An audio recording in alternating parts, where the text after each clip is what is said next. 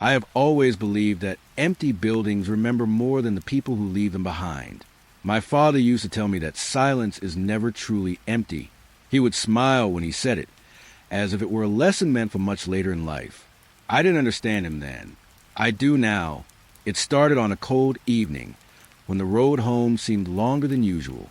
Rain had stopped only minutes before, leaving the pavement glossy beneath tired streetlights.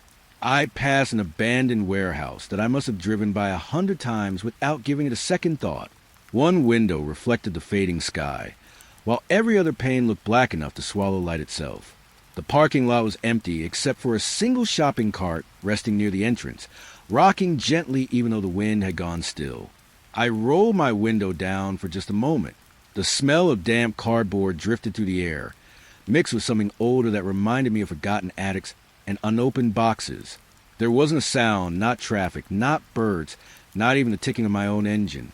It felt as though the world had stepped away for a moment and left me alone with the building. Then I noticed someone standing inside the second-floor window. The figure never moved. It never waved. It simply waited where no light should have reached. And that was the moment I realized the warehouse wasn't empty at all. It was the middle of November, just after midnight, when the warehouse first began to matter to me. Until then, it had been nothing more than another forgotten building along the old industrial road that connected my apartment to the highway. Every evening after work, I drove the same route home. The streets emptied early once the weather turned cold. And by the time I reached the warehouse district, only pale light from distant street lamps stretched across the damp pavement. I never changed that routine. Maybe that was why I noticed the difference before anyone else could have. The warehouse had once belonged to a furniture company. At least that was what the faded sign suggested. Most of the letters had fallen away years ago, leaving only a few cracked pieces hanging above the entrance. The parking lot was broken by weeds, and rainwater filled the deepest holes, reflecting the cloudy sky like small, forgotten mirrors. Whenever I passed, I caught the smell of damp cardboard drifting through my open window. It always reminded me of helping my father clean our garage every autumn. He believed nothing should be thrown away until it had truly lived out its purpose. We would stack old boxes in careful rows, while he told quiet stories about places he had worked before I was born. Strange how a familiar smell can carry a person backward through time before gently bringing them home again. For weeks, nothing changed. Then one night, I looked toward the second floor. A single window was glowing, not brightly, just enough to stand apart from every other dark pane surrounding it. I remember slowing the car without thinking. My headlights slid across the rusted loading dock before disappearing around the bend. By the time I glanced into the mirror, the light had already vanished behind the building. I told myself someone must have been checking the property. That explanation stayed with me for exactly one day. The next evening, the window was glowing again. I looked at the clock on my dashboard. 12:14. The following night, I watched for it. This time it appeared at 12:11, a little earlier. The night after that, 12:08. Each evening, the light greeted me a few minutes sooner, as though it had quietly learned when I would arrive. I never saw it switch on. It was simply there, waiting. The warehouse itself never seemed different. Broken windows remained broken. The chain-link fence leaned the same way it always had. Wind carried loose paper across the empty lot, though no cars ever entered after dark. Only that one window refused to belong. One Saturday afternoon, curiosity carried me farther than common sense. The front gate had been left partly open, its chain resting in the weeds instead of wrapped around the post. I parked outside and walked in beneath a gray sky. Dry leaves scraped gently across the cracked pavement, while distant crows called from somewhere beyond the warehouses. Inside, the building felt much larger than it looked from the road. Rows of empty shelves stretched into darkness. Dust covered abandoned desks. Wooden pallets leaned against walls where faded safety posters peeled away one corner at a time. The smell inside was different. Old paper, dry wood, something faintly sour that reminded me of forgotten packing tape left inside sealed boxes. The silence settled around every step I took. Not complete silence, just a quiet kind that makes small sounds seem unusually clear. My jacket brushed against a shelf. Somewhere far above, a pipe gave a soft click. Nothing else moved. Near what must have been the security office, I found a metal filing cabinet standing slightly open. Most folders had grown brittle with age. Inspection reports, maintenance schedules, employee rosters. Then I noticed a weathered notebook tucked beneath a stack of forms. Its cover simply read, Night Security Log. The handwriting inside changed from neat to hurried over the course of several months. Most entries were ordinary. Locked Eastgate. Checked loading dock. Lights functioning. Nothing unusual. Toward the final pages, the writing became uneven. Second floor office occupied again. No employee located. Light visible after rounds. Will investigate tomorrow. The last completed entry stopped me. Midnight patrol. Saw light upstairs. Went to check. If someone finds this, the sentence ended there. The remaining pages were blank. I stood quietly for a long moment. The building felt colder than it had before. Not because the temperature had changed. Because the unfinished sentence had left something hanging in the room with me. I slipped the notebook back exactly where I found it. For several days, I avoided looking toward the warehouse altogether. I kept my eyes on the road. Listened to the tires rolling over damp asphalt. Counted intersections instead. But habits are difficult things to escape. Soon enough, I looked again. The window was glowing. Now it appeared before midnight. Only by a minute. Then 2. Then 4. Each night, it arrived a little sooner. It almost felt eager. By the end of the month, I could no longer convince myself to keep driving. I pulled onto the shoulder across from the warehouse and switched off the engine. The world became wonderfully quiet. No passing traffic. No distant train. Even the breeze had settled. The glowing window waited above the loading dock. I watched it for what felt like several minutes. Then, without warning, the light disappeared. Not dimmed, not flickered. Gone. The second floor became as black as the rest of the building. I kept staring, expecting it to return. It never did. A strange feeling settled over me. Not fear, more like the uneasy certainty that I had arrived exactly when I wasn't supposed to. I opened the car door. Cold night air drifted past my face, carrying the faint scent of damp cardboard from somewhere inside the warehouse. I took one careful step onto the gravel, then another. My eyes remained fixed on the empty window. Only when I reached the edge of the road did I realize I had stopped hearing my own footsteps. I looked down. Nothing unusual, just cracked pavement, dead leaves, my shadow stretching beneath the street lamp. Then I noticed another shadow. It wasn't mine. Someone was standing below the window, not inside the building. Outside, near the loading dock, perfectly motionless, watching me. The rain had ended less than an hour before I reached home. Water still clung to the edges of rooftops, falling one drop at a time into puddles that reflected the fading evening sky. The whole neighborhood carried that quiet feeling that comes after a storm, when every sound seems farther away than it should be. The sidewalks were empty. Curtains were drawn. Even the stray cats that usually wander between the fences had disappeared. I stood on my front porch for a moment before unlocking the door. The smell of soaked cedar boards rose from the damp railing. It reminded me of the deck behind my grandparents' house, where I used to sit during summer rainstorms with a book I rarely finished.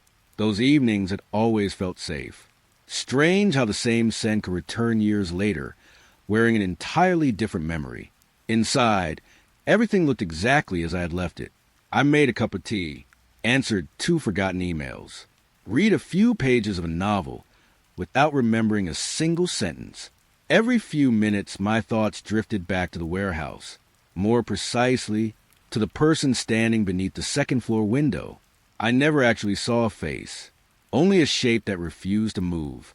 By the time I finally went to bed, I had almost convinced myself it had been nothing more than poor light and an overactive imagination. Morning made that explanation feel stronger. Morning usually does.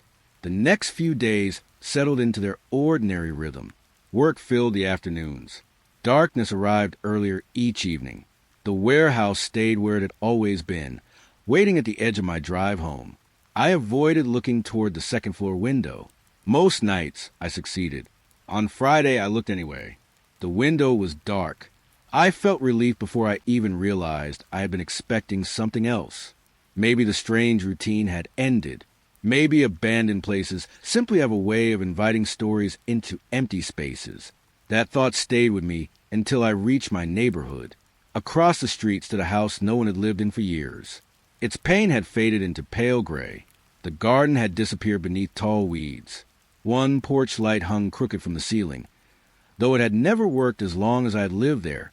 As I stepped out of my car, something drew my eyes toward it. Someone was standing on the porch.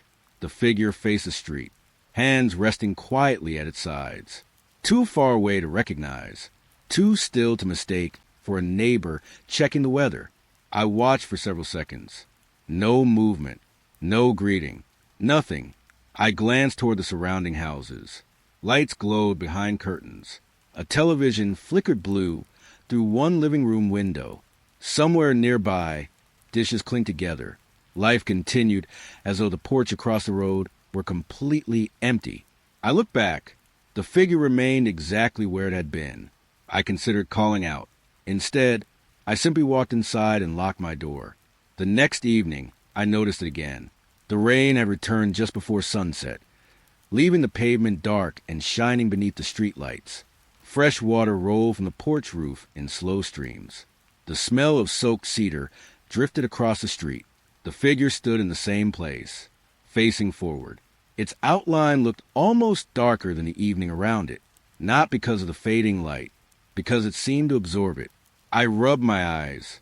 When I looked again, nothing had changed. My neighbor, Mrs. Collins, was bringing groceries into her house next door. I walked over and nodded toward the abandoned place. Has someone bought it? She looked at me with a puzzled smile. The old Parker house? I nodded. No, she said softly. It's been empty for nearly 12 years. She turned toward her front door, without another glance across the street, as though there had been nothing worth looking at. That unsettled me more than the figure itself. Over the next week, it became part of my evenings. The same time, the same porch, always there when the sun slipped below the rooftops. Never after full darkness, never before dusk. Sometimes I watched from behind my living room curtains. Other nights, I stood outside pretending to collect the mail. The figure never acknowledged me, never shifted its weight, never leaned against the railing. It simply occupied the porch like another forgotten piece of the house. One evening I raised my phone to take a photograph. The screen showed only the empty porch. I lowered it. The figure was back. I tried again. Empty. Lowered it. There it stood. A cold feeling settled somewhere deep inside me. Not panic, just quiet uncertainty, as though the world had begun following rules that only I could see. A few nights later, I walked halfway across the street. The neighborhood felt unusually calm. No engines, no voices. Even the leaves resting the gutters refused to move. The porch stood only a few yards away now. The figure remained perfectly motionless. I thought about my father again. Whenever something frightened me as a child, he would tell me there was wisdom in knowing when not to get closer. Some mysteries asked for witnesses. Others asked for volunteers. I stopped walking. For reasons I couldn't explain, I decided I had already gone far enough. Without taking another step, I turned around and returned home. I never looked back. At least, not that evening. The following morning, sunlight poured through my bedroom window. For the first time in days, I felt rested. I carried my coffee onto the porch. Across the street, the abandoned house was gone. Not burned, not demolished. Gone. In its place stretched an empty patch of damp earth covered with fresh grass, as though nothing had ever been built there. No broken foundation, no scattered lumber, no mailbox, only open ground. I stared for a long time. Neighbors walked their dogs. A delivery truck rolled slowly past. No one seemed surprised. No one paused. It was as if the house had never existed. Confused, I crossed the street. The grass bent softly beneath my shoes. Near the center of the empty lot, I found a trail of footprints. Dark, fresh. They began where the porch should have been. They crossed the wet ground in a perfectly straight line. Then they stopped, not faded, not turned away, simply ended, as though whoever had left them had taken one final step and never needed another. The textile warehouse stood on the opposite side of the river, tucked between an abandoned freight yard and a row of silent brick buildings whose windows had long since surrendered to dust. I found it by accident, or at least that was what I told myself. After everything that had happened with the vanished house across from mine, I started taking different roads home. It felt foolish to admit that I was avoiding places connected to strange memories, but changing my route gave me the comforting illusion that I was leaving those memories behind. Instead, they seemed to arrive before I did. The warehouse looked older than the furniture building. Its faded sign hung crooked above a pair of rusted loading doors, and faded ivy climbed halfway up the walls before disappearing beneath broken gutters. A narrow employee entrance stood slightly open, moving only enough to reveal darkness beyond it. I parked across the street. The evening sky was turning the color of worn paper. For several minutes, I simply watched. Nothing moved. Then I noticed the elevator shaft rising along the side of the building. One small indicator light glowed above the entrance inside. A strange detail for a place that should have been without power. Curiosity has a quiet voice. It never shouts. It simply waits until every reasonable excuse has grown tired. I stepped inside. The warehouse welcomed me with the faint scent of old cloth. Not unpleasant, just forgotten. Underneath it lingered the sharper smell of machine grease that had settled into the walls after decades of work. My footsteps echoed across the concrete floor. Somewhere high above, loose metal tapped gently against another piece of metal before falling quiet again. Rows of silent weaving machines stretched into the distance. Each one wore a blanket of dust thick enough to soften its sharp edges. Sunlight reached through broken skylights in pale strips, catching tiny particles that drifted lazily through the air. The place felt untouched. Not abandoned yesterday. Abandoned slowly. Near the center of the building stood the freight elevator. Its doors were painted a faded green beneath layers of peeling paint. A small panel beside the frame displayed a single number, 1. I smiled to myself. Old elevators always fascinated me. When I was a child, I used to press every button just to see which floor opened first. My mother pretended to be annoyed, but she always laughed before we reached the lobby. That memory felt oddly comforting, until the elevator arrived. The bell gave one soft chime. The doors slid open. No one stood inside. I looked around the empty warehouse. There had been no sound of machinery, no motor, only the bell. The inside of the elevator looked surprisingly clean.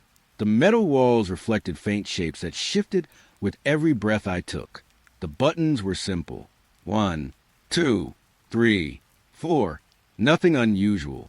I stepped inside and pressed the second floor. The doors closed. The ride lasted only a few seconds. Smooth, almost too smooth for such an old machine. The doors opened onto another empty workroom. Long tables, dust-covered shelves, broken sewing equipment. Nothing else. I wandered for several minutes before returning to the elevator. This time, I pressed the third floor. Again, the ride felt effortless. Again, another abandoned workspace greeted me. The fourth floor was nearly identical. Each level seemed forgotten in exactly the same way. When I finally returned to ground floor, I felt almost embarrassed by my growing imagination. Then I noticed something. The elevator panel no longer displayed the number 1. It displayed 5. I frowned. There hadn't been a 5th button. Before I could step away, the bell chimed again. The doors opened. Waiting. Almost inviting. I should have left. Instead, I stepped back inside. There were still only 4 buttons. No 5th. The doors closed on their own. The elevator began climbing. Longer this time. Much longer. The movement continued well beyond the height of the building I had seen from outside. I counted quietly. 10 seconds. 15. 20. The ride finally stopped. The bell rang once. The doors opened. Beyond them stretched a hallway unlike anything below. The walls were lined with faded office doors. Old ceiling lights glowed softly overhead despite the absence of electricity. The carpet looked untouched. Not dusty. Not worn. Simply waiting. A cool draft brushed past my face, carrying the scent of old paper and polished wood. I walked only a few steps before noticing framed photographs hanging along the corridor. Employee groups. Holiday parties, award ceremonies. Everyone smiled, yet something about the pictures felt incomplete. I leaned closer. Every photograph contained an empty space. An arm rested around invisible shoulders. Faces turned toward someone who wasn't there. A chair sat occupied by no one at all. The gaps appeared so natural that my eyes kept trying to invent the missing person. The longer I looked, the harder that became. Near the end of the hallway, one photograph caught my attention. The security staff. 5 people stood together in matching uniforms. A 6 cap floated in midair beside them. Below the frame, a brass plate read, Night Shift 1989. The same year written inside the unfinished security log I had found at the furniture warehouse. A slow chill settled in my hands.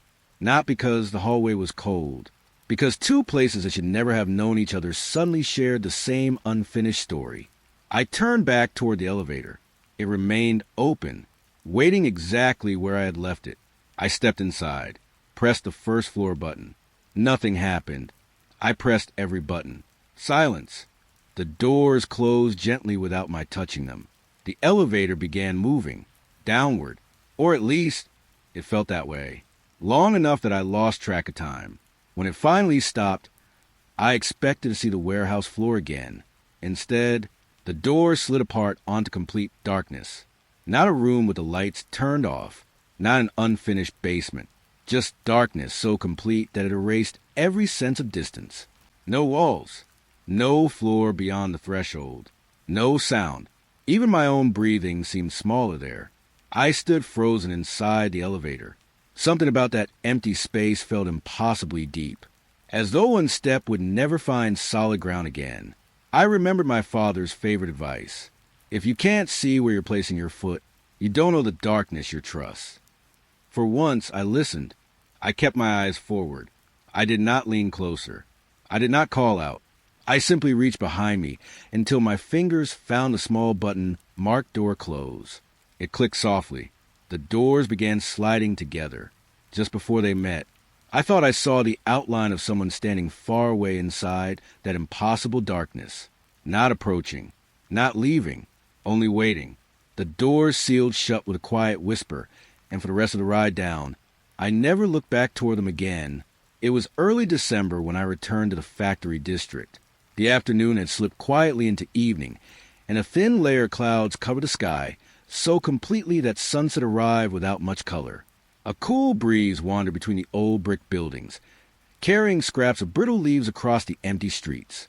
I had promised myself I would stay away from abandoned places for a while. Promises made to ourselves are often the easiest to break. I parked beside an old manufacturing plant that had once produced office supplies. The sign above the entrance had faded until only a few letters remained. Ivy covered most of the walls, and cracked windows reflected a sky already growing dim. A side door stood partly open, not wide enough to seem welcoming, just enough to make me wonder who had left it that way. Inside, the building smelled of burnt coffee. It was faint, old, as though someone had brewed the last pot years ago and the scent had quietly settled into the walls. Mixed with it was a dry smell of stale paper, the kind that escapes from forgotten filing cabinets after they've been closed for decades. The factory floor stretched farther than I expected. Conveyor belts stood frozen beneath hanging lights. Metal carts rested where someone had abandoned them in the middle of an ordinary shift. Clipboards still hung from nails beside workstations, their pages curled with age. Everything suggested people had expected to return. No one ever had. I wandered slowly through the silent building until I found a narrow hallway leading toward the employee cafeteria. A faded sign above the doorway simply read, Break Room. The room beyond looked strangely untouched. Long tables stood in neat rows beneath yellowed ceiling panels. Dust rested across every surface except for a narrow path running between the tables, as though someone had walked there often enough to keep it clear. Hundreds of coffee cups still sat where they had been left. Some rested beside folded newspapers. Others waited near empty lunch trays. None of them had been disturbed. I walked between the tables, careful not to brush against the chairs. The quiet settled around me in an unusual way. Far away, water dripped once. Then nothing. I reached one of the tables near the windows. Inside a faded mug, a thin ring of dried coffee still marked the inside. It seemed impossible. Time should have erased it long ago. Instead, it remained, a small reminder that ordinary moments sometimes outlast the people who live them. That thought stayed with me as I looked around the room. Every chair faced the same direction, toward the far corner, not toward the tables, not toward the serving counter, toward one empty section of wall. There was nothing there. No television, no bulletin board, no clock, just peeling paint. I counted them twice. Every single chair had been turned to face that corner. I smiled uneasily. Someone must have arranged them as a joke before the factory closed. It was the kind of explanation that sounded reasonable until I heard how empty the room was after thinking it. I continued exploring. Near the serving counter hung several old calendars. Their pages had yellowed with age, curling gently at the edges. The first calendar displayed April. The second showed October. Another showed February. Each belonged to a different year. None matched the faded notices pinned beside them. One safety poster referred to equipment installed in 1998. A calendar beside it displayed in 1986. Across the room, another calendar showed a year that hadn't even reached the date printed on an employee birthday list beneath it. The years refused to belong together, almost as though someone had gathered pieces of different decades and quietly placed them into one room. I felt the familiar uncertainty returning. The same feeling I carried away from the warehouse, the vanished porch, the impossible elevator, places that behaved as though time had become distracted. I walked toward the corner where all the chairs were facing. The closer I came, the less remarkable it appeared. Plain paint, a narrow crack running from ceiling to floor. Nothing else. I reached out and rested my fingers lightly against the wall. It felt cool, perfectly ordinary. For a moment, I almost laughed at myself. Then, behind me, a chair scraped softly across the floor. The sound lasted only a second. Wood against old tile, gentle, unhurried. I turned immediately. Every chair remained facing the corner, exactly as before. I waited. My breathing seemed louder than it should have been. A loose blind tapped once against the window. The room settled back into silence. I decided it was time to leave. Some places never reveal why they feel wrong. Perhaps they aren't meant to. As I crossed the room, I noticed something I was certain hadn't been there earlier. One coffee cup sat in the middle of the nearest table. Steam no longer rose from it, but the surface of the dark liquid inside was perfectly smooth. No dust floated on top. No dried stain marked the rim. It looked freshly poured. I didn't touch it. Instead, I continued toward the hallway. The fading daylight beyond the doorway looked strangely comforting now. I stepped into the corridor and began making my way back toward the entrance. The factory remained quiet. Only the distant creak of old pipes accompanied me. When I reached the front doors, I rested one hand against the frame before stepping outside. Something made me pause. Not a sound, more like a quiet thought. The kind that arrives before you know why. Against my better judgment, I glanced back into the cafeteria. From where I stood, I could see only part of the room. The tables, the windows, the faded calendars. Then, one chair moved. Slowly, almost gently. Its wooden legs turned across the floor, without the slightest scrape. Only a careful, steady motion. Until it was no longer facing the empty corner. It was facing the window. Facing me. I remained where I was. The chair did not move again. Neither did I. After a long moment, I stepped outside and pulled the heavy entrance door closed behind me. The latch settled into place with a soft click. On the other side, nothing.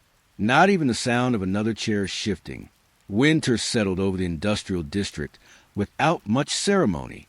The trees had already surrendered their last leaves, and the morning sky often looked the same color as the old warehouses lining the edge of town. Every drive to work passed the same forgotten buildings, but I no longer looked at them with the casual eyes I once had. They had begun to feel like neighbors. Quiet ones, the kind that never waved but somehow always knew when you were passing. A few evenings after the factory cafeteria, I found myself taking another unfamiliar road home. It curved behind the old railway yards before ending near a loading district that had long ago disappeared from city maps. Streetlights became fewer there, leaving long stretches of road lit only by my headlights. That was where I found the delivery dock. It stretched behind a warehouse larger than any I had visited before.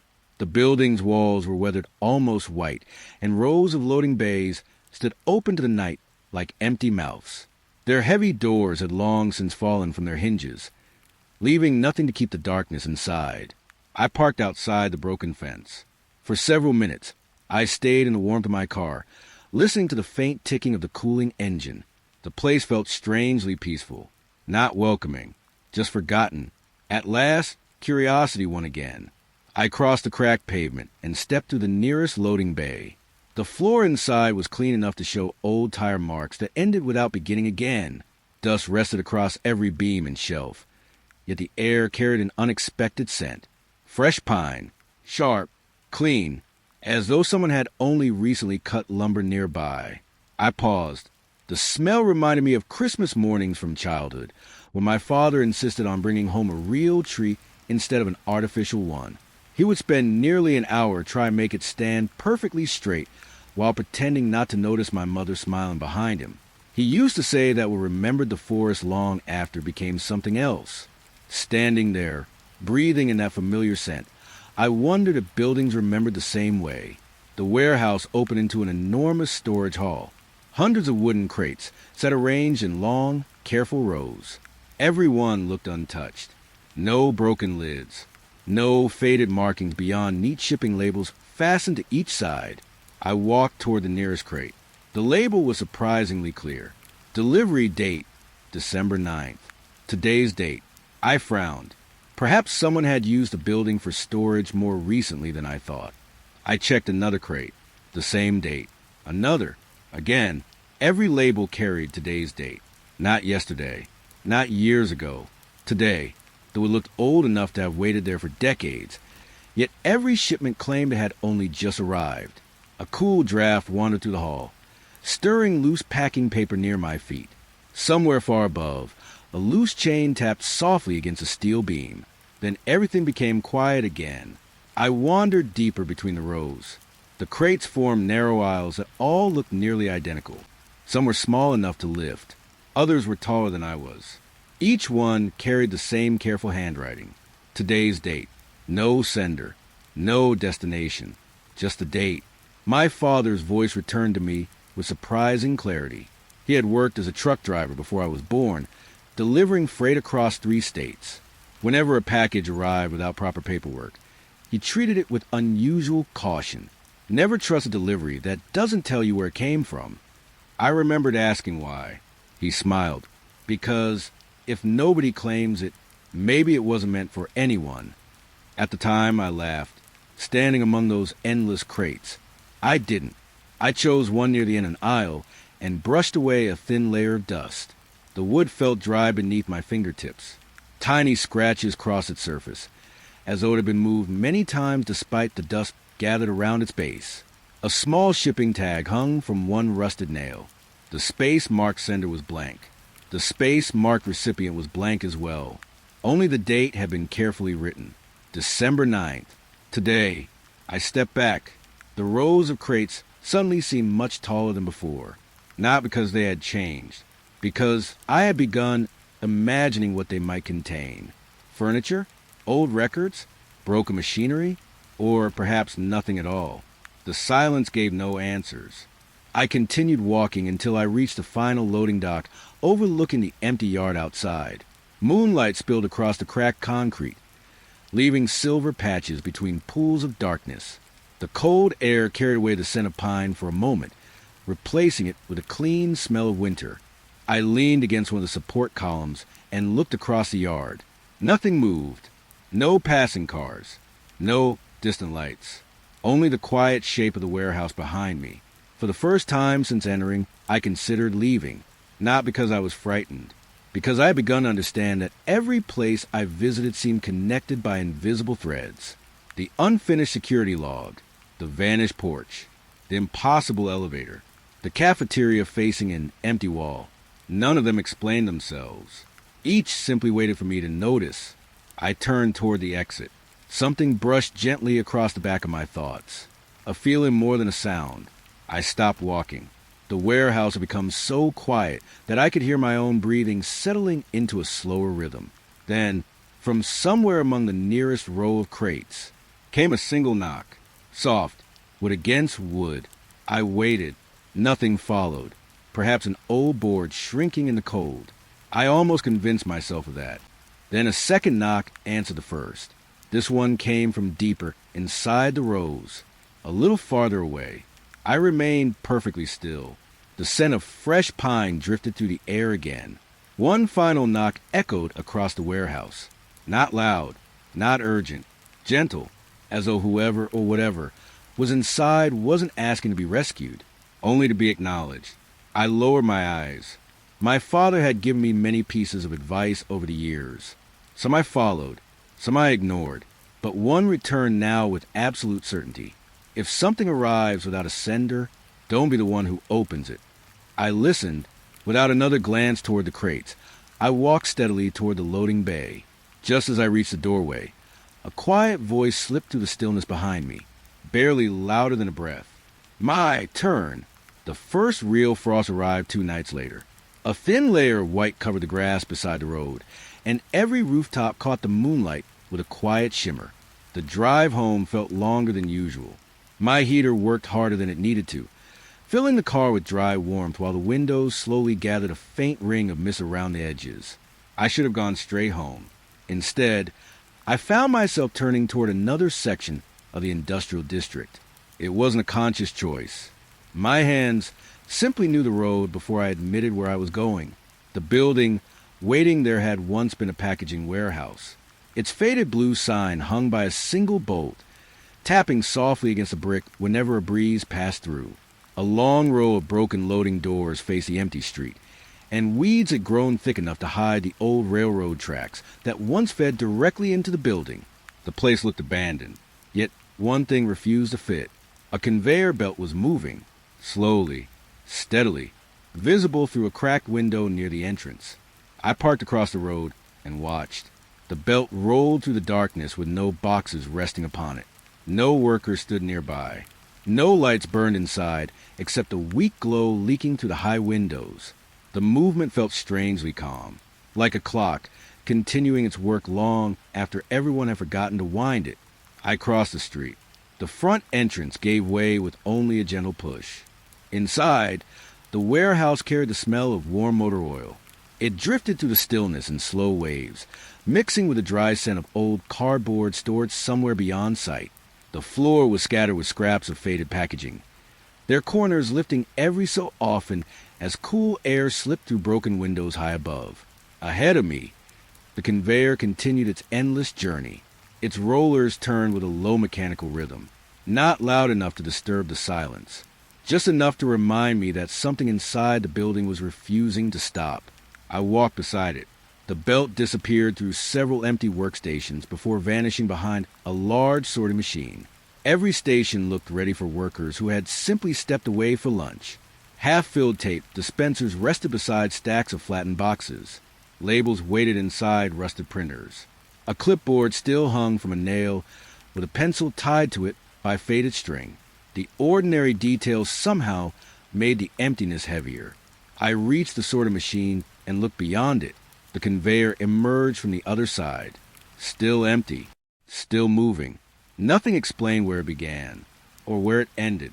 I rested one hand against the cold railing beside the belt. The vibration was surprisingly gentle, almost comforting. For a brief moment, I forgot about the warehouse, forgot about the impossible places I had already visited. Then something crossed the conveyor, not an object, a shadow. It slipped from one side of the moving belt to the other, thin, human-shaped, gone before I could focus on it. I stared at the empty belt. Nothing remained. Perhaps a bird outside.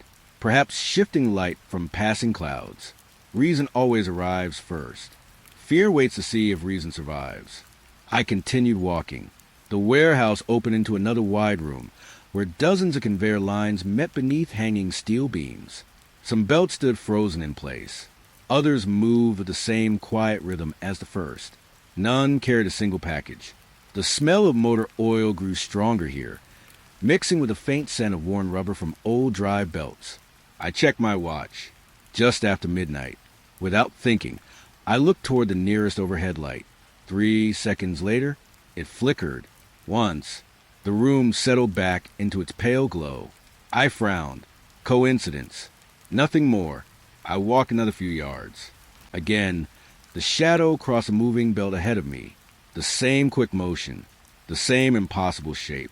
This time I counted quietly. 1, 2, 3. The lights flickered. A little longer. Long enough for the room to dim before returning. A slow chill settled into my shoulders. Not from the cold, from the rhythm. Shadow. 3 seconds. Light. The pattern repeated. Each time. Never sooner. Never later. I told myself I would test it once more. Only once. The shadow appeared near the far conveyor, gliding across the empty belt without making the slightest sound. I counted beneath my breath. 1, 2, 3. Every light in the warehouse blinked together.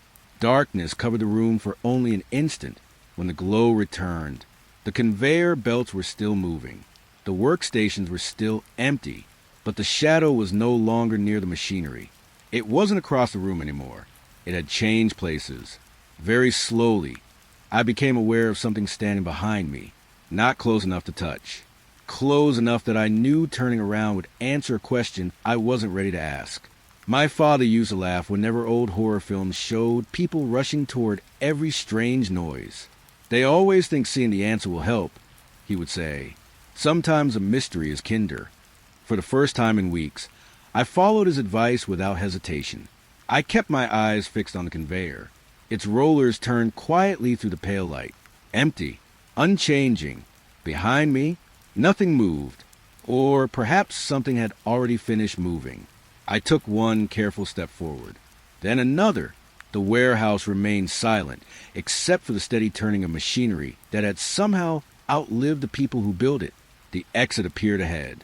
A square of cold night waiting beyond the doorway. I reached it without looking back. Only after I stepped outside did the conveyor finally stop. The silence that followed settled over the empty yard like fresh snow. I stood there for a long moment, listening. Then, from somewhere inside the warehouse, footsteps crossed the concrete floor.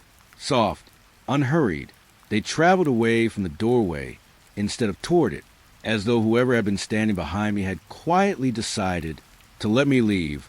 The next evening, I drove farther than I meant to. The roads beyond the warehouse district became narrower, winding between empty rail yards and long fences covered with fading warning signs. The sun had already disappeared behind a blanket of gray clouds, leaving only the last traces of daylight resting on the horizon. I told myself I was only trying to clear my head. Lately, every quiet place seemed to carry a memory I hadn't asked to keep. The abandoned buildings, the unfinished logbook, the porch that no longer existed. Sometimes I wondered if I had simply started noticing things that had always been there. Other times, I wasn't so sure. The road curved around an old shipping yard before ending at a lonely diner. Its faded neon sign had gone dark years ago, but warm yellow light still shone through the front windows.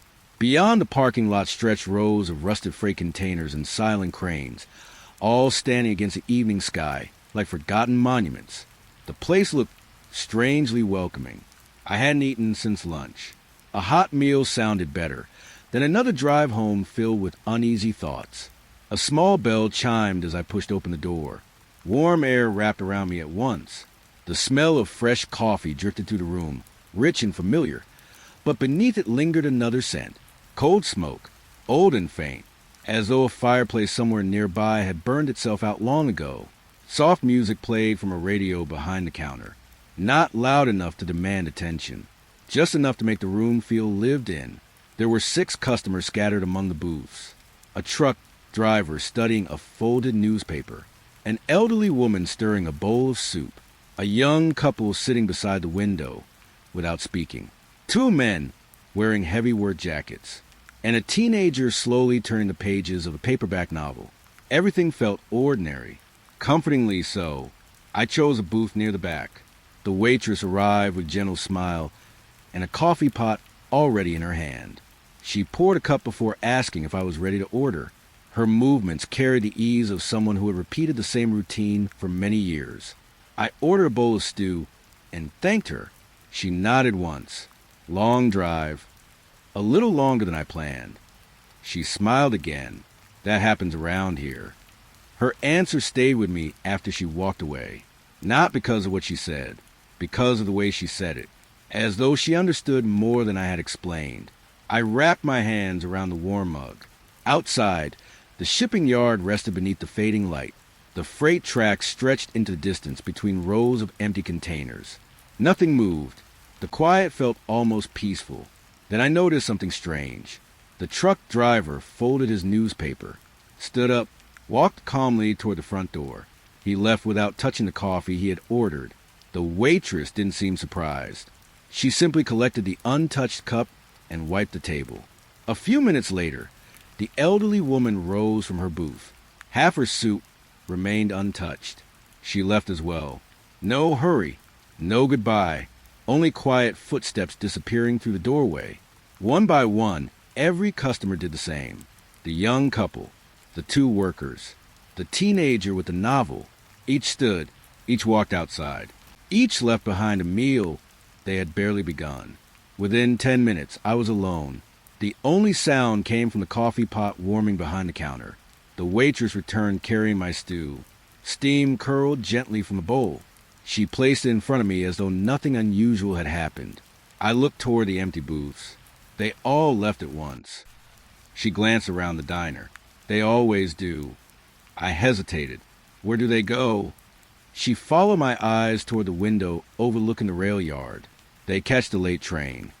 Her voice remained calm, almost absent-minded. I looked outside again. The tracks were empty. No lights approached. No distant whistle echoed through the evening.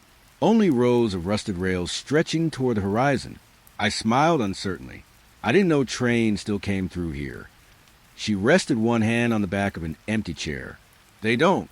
For a moment, neither of us spoke. Then she quietly returned behind the counter. My appetite disappeared. The stew remained untouched. Outside, darkness settled across the rail yard. The shipping containers became little more than dark shapes against the night. Something about the empty tracks kept pulling my attention back. Finally, I stood and walked toward the front window. The glass felt cool beneath my fingertips. The rails ended barely 200 yards away, not at another station, not beneath an overpass. They ended in a solid wall of aged concrete, as though someone had built the barrier directly across the line decades ago. No train could ever pass. No train had any place to go. Behind me, a cup touched softly against a saucer. The waitress spoke without looking up. "You missed it." I turned. "The train?" She nodded once while drying another coffee mug. Only by a minute. I wanted to ask another question. Instead, I looked back through the window. For the briefest instant, I thought I saw a line of people walking quietly between the freight containers. Not rushing, not speaking, simply following the old tracks toward the concrete wall. When I blinked, they were gone. I reached into my wallet to pay. The waitress accepted the money with a grateful smile as she handed back the change. Her fingers paused for just a moment. "You don't belong on that train." Her words were almost a whisper. Before I could answer, she turned to refill a coffee cup that no longer had an owner. I stepped outside. The cold evening air carried away the warmth of the diner almost immediately. The smell of cold smoke lingered near the entrance before fading into the open yard. I walked slowly toward my car. The parking lot was empty. No truck, no other vehicles. Nothing to suggest 6 customers had been there only moments before. I unlocked my door and glanced one last time toward the tracks. The concrete barrier stood exactly where it had before, silent, unmoving. As I started the engine, a faint vibration passed through the steering wheel. Not enough to shake the car, just enough to remind me of a distant train rolling over steel rails. I waited for the sound to grow louder. It never did. When I finally drove away, I checked the rear view mirror. The diner remained lit against the darkness. Through the front window, every booth was occupied again. Every customer sat exactly where I had first seen them, each one quietly waiting for a train that could never arrive. Morning came with a sky the color of faded paper. I had slept, but not well. The dream from the diner lingered with me even after the sunlight reached my apartment windows. I could still picture the empty tracks ending against that wall of concrete, and the quiet certainty in the waitress's voice when she told me I didn't belong on the late train. I made coffee, opened the windows for a little fresh air, read the same page of the newspaper 3 times without taking in a single word. My thoughts kept circling back to the warehouse district, not because I wanted answers, because unanswered things have a way of following you until you finally turn around. That evening I drove back. The roads were familiar now, almost comfortably so. The furniture warehouse stood where it always had, its second-floor window dark beneath the cloudy sky. I slowed as I passed, half expecting that lonely light to appear again. It didn't. Instead, something farther down the road caught my attention. One office window glowed softly inside another abandoned warehouse. Just one. The building itself had once belonged to a shipping company. Faded company logos still clung to the brick walls, though years of weather had worn away most of the lettering. Broken windows lined the upper floors. Except for one, the light behind it looked warm, steady, almost inviting. I parked beneath a leaning street lamp and walked toward the entrance. The front doors stood unlocked. They opened with only a gentle push. Inside, the warehouse greeted me with stale air and long rows of empty storage racks. Dust covered nearly everything. My footsteps left clear marks across the concrete floor, weaving between forgotten pallets and rusted hand trucks. The silence settled around me. Somewhere overhead, a loose cable tapped softly against a metal beam before becoming quiet again. The glowing office waited on the second floor. I climbed a wide staircase whose handrail felt rough beneath my fingertips. Each step stirred tiny clouds of dust into the pale light filtering through cracked windows. At the top of the stairs, a hallway stretched ahead. Every office door stood open. Every room was abandoned. Every desk wore the same gray blanket of time. Until I reached the last office. The floor changed first. The dust disappeared. Not gradually. Completely. The carpet looked freshly vacuumed. The wooden desk shone beneath the ceiling light. A chair rested neatly beneath it. Pens sat inside a clean glass holder. Even the window had been washed until the evening sky reflected clearly against it. The room carried the faint sweetness of candle wax. It reminded me of the little church my mother used to visit on winter evenings. I never went inside with her very often, but I always remembered the quiet smell drifting through the open doors whenever she returned to the car. It was comforting, almost enough to make me forget where I was. The desk held several neatly stacked folders. On top rested a single sheet of paper, today's date, typed perfectly across the top. I looked around the room. No printer, no computer running, no sign that anyone had been there, yet the ink looked fresh. I picked up the page. It was a simple attendance form, rows of names, signatures beside each one. The dates stretched back decades, different years, different handwriting, one list after another. Yet every signature belonged to someone who had disappeared according to the newspaper clippings I had collected over the past few weeks. Night guards, drivers, warehouse workers, office clerks, names connected only by abandoned buildings. A quiet uneasiness settled over me. I placed the page back exactly where I had found it. Beneath it lay another, and another, every morning's attendance, every morning for years. Someone had been keeping careful records inside a building that no one entered anymore. I turned toward the filing cabinet beside the desk. Each drawer slid open without resistance. Inside rested hundreds of folders arranged in perfect alphabetical order. Everything looked newly organized. No dust, no fading, as though time had politely stepped around this one room. A small clock stood on the bookshelf. Its second hand moved with calm precision.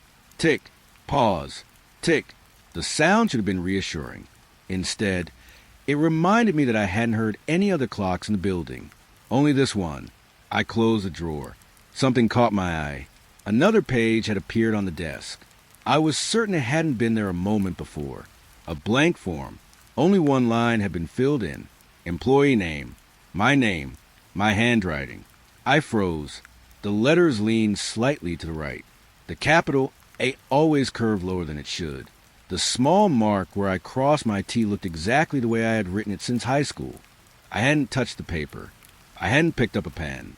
Yet there it was. I reached toward it, then stopped. My father once told me that if you ever found your own name in a place where it didn't belong, you should leave before someone asked you to sign beside it. At the time, I assumed he was talking about legal papers. Now I wasn't sure. I stepped backward. The candle wax scent seemed a little stronger, not unpleasant, only closer, as though someone had quietly entered the room while I had been reading. I looked toward the doorway. The hallway remained empty. The offices beyond sat in perfect silence. No footsteps, no movement. Even the ticking clock had stopped. I backed into the corridor. The light inside the office stayed warm behind me. The clean carpet ended exactly at the doorway. Beyond it, dust covered everything once again. I walked toward the staircase without hurrying. The building remained completely still. At the bottom of the stairs, I glanced upward one final time. The office door had closed. I was certain I had left it open. The light beneath it faded slowly until only darkness remained. Outside, evening had settled over the empty streets. I breathed the cold air deeply before climbing into my car. The warehouse disappeared behind me as I drove away. Only after reaching home did I notice a folded piece of paper resting on the passenger seat. It hadn't been there before. My hands tightened on the steering wheel. I already knew what I would find before I unfolded it. There was only one line written across the page. A signature. Mine. Rain followed me for most of the evening. Not a heavy storm. Just a quiet drizzle that blurred the streetlights and left every road shining beneath the headlights. Water gathered in the cracks along the pavement, turning familiar streets into long ribbons of reflected light. By the time I reached the warehouse district, the rain had almost stopped. The silence afterward felt deeper than the rain itself. I drove slowly past the shipping warehouse where I had found the attendant's sheet with my own signature. Every window was dark now. Nothing suggested anyone had ever occupied that spotless office. Even so, I found myself checking the passenger seat. The folded paper was still there. I had tried throwing away that morning. The trash bin had been empty when I returned from work. The paper was back inside my car, folded exactly the same way. I stopped trying to understand it. Some things refused to leave because they were never meant to. A narrow service road curved beneath the older warehouses, leading toward an underground parking garage I had never noticed before. A faded concrete sign pointed downward, though most of its lettering had washed away years ago. The entrance yawned beneath a cracked overhang. I almost kept driving. Instead, I turned the wheel. The ramp carried me lower, the tires whispering across wet concrete. Water dripped from the ceiling in slow, uneven rhythms, and the air cooled with every turn. By the time I reached the bottom, daylight had disappeared completely. The garage stretched much farther than seemed possible. Rows of thick concrete pillars disappeared into the distance, each one disappearing into the next until they became little more than gray shapes. Weak ceiling lights flickered every few spaces, leaving long stretches of darkness between them. The smell here was different. Cool concrete after rain. Clean, almost mineral-like. It reminded me of the old underpass near my elementary school, where I used to ride my bicycle during summer showers because the echo made every laugh sound twice as big. That memory felt oddly bright inside a place that seemed determined to swallow every cheerful thought. I drove forward. The parking spaces were full. Everyone held a vehicle. Old pickup trucks, family sedans, delivery vans, a motorcycle leaning quietly against its stand. Each looked as though it had been parked only yesterday. Yet every windshield carried a thin layer of dust. I slowed beside the nearest car.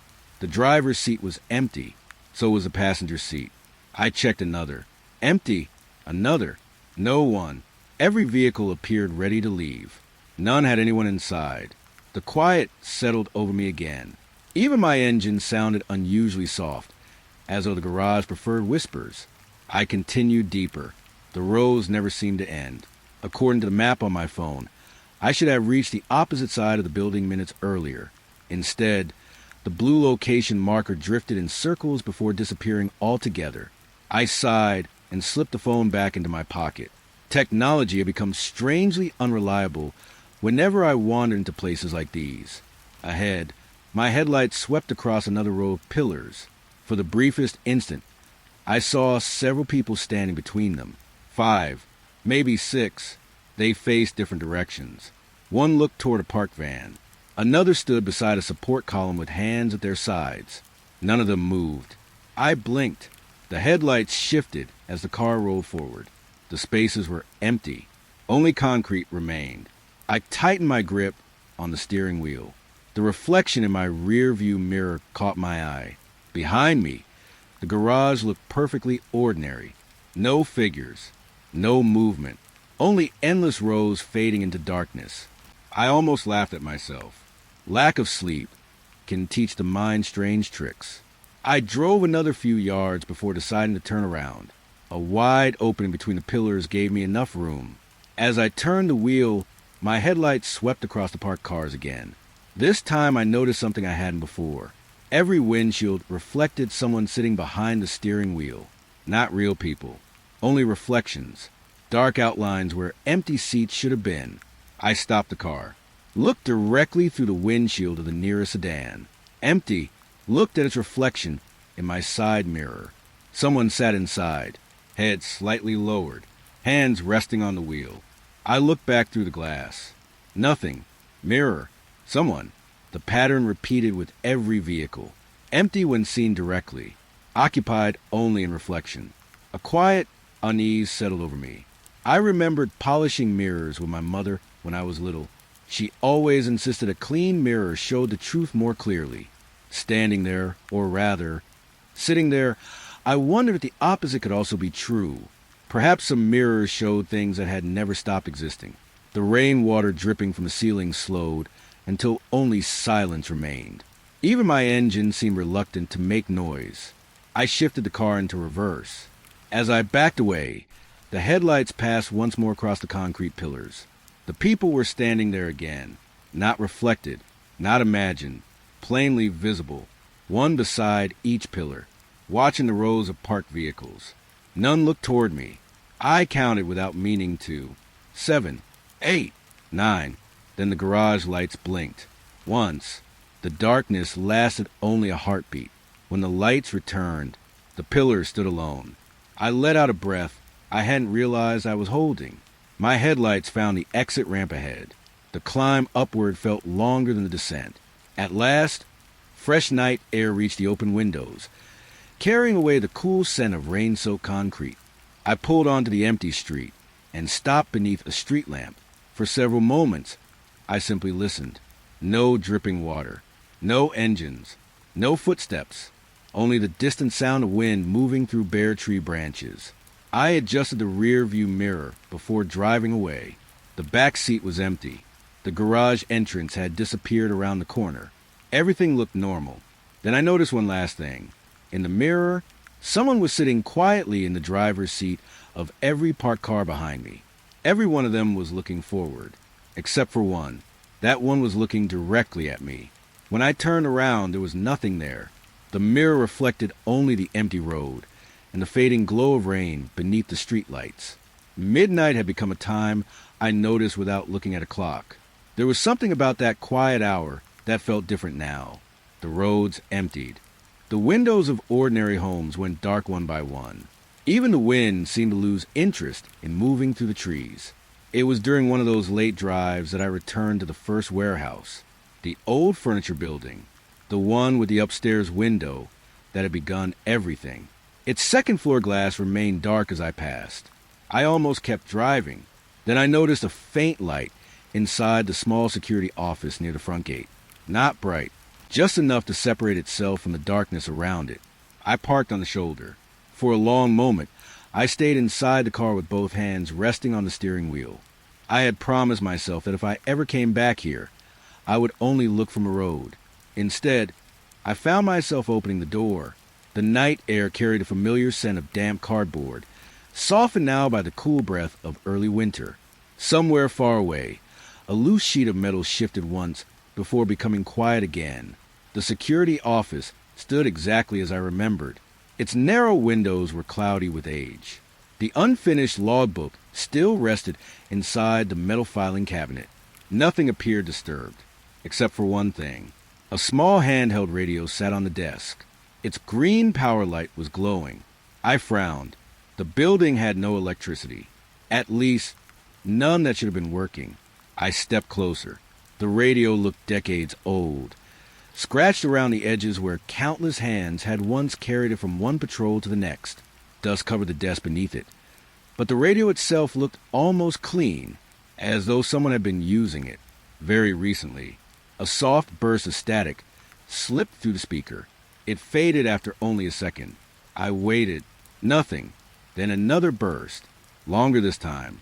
The sound reminded me of evenings from childhood when my grandfather adjusted the old radio in his workshop. He never minded the interference. He used to say that every frequency carried voices from somewhere, even if most people only heard the noise between them. I smiled at the memory. It didn't last. The radio clicked. A calm voice drifted through the speaker. North entrance clear. Silence followed. Then another click. Second floor clear. The words sounded ordinary, professional, like routine reports from someone making nightly rounds. I looked toward the dark staircase leading upward. No footsteps echoed there. No flashlight beamed across the hallway. Only empty shadows settled where the walls met the floor. The radio remained quiet for nearly a minute. I considered leaving. Instead, I picked it up. The plastic felt warmer than it should have, almost as though it had been resting in someone's hand moments earlier. Another click. Loading dock clear. Without thinking, I answered.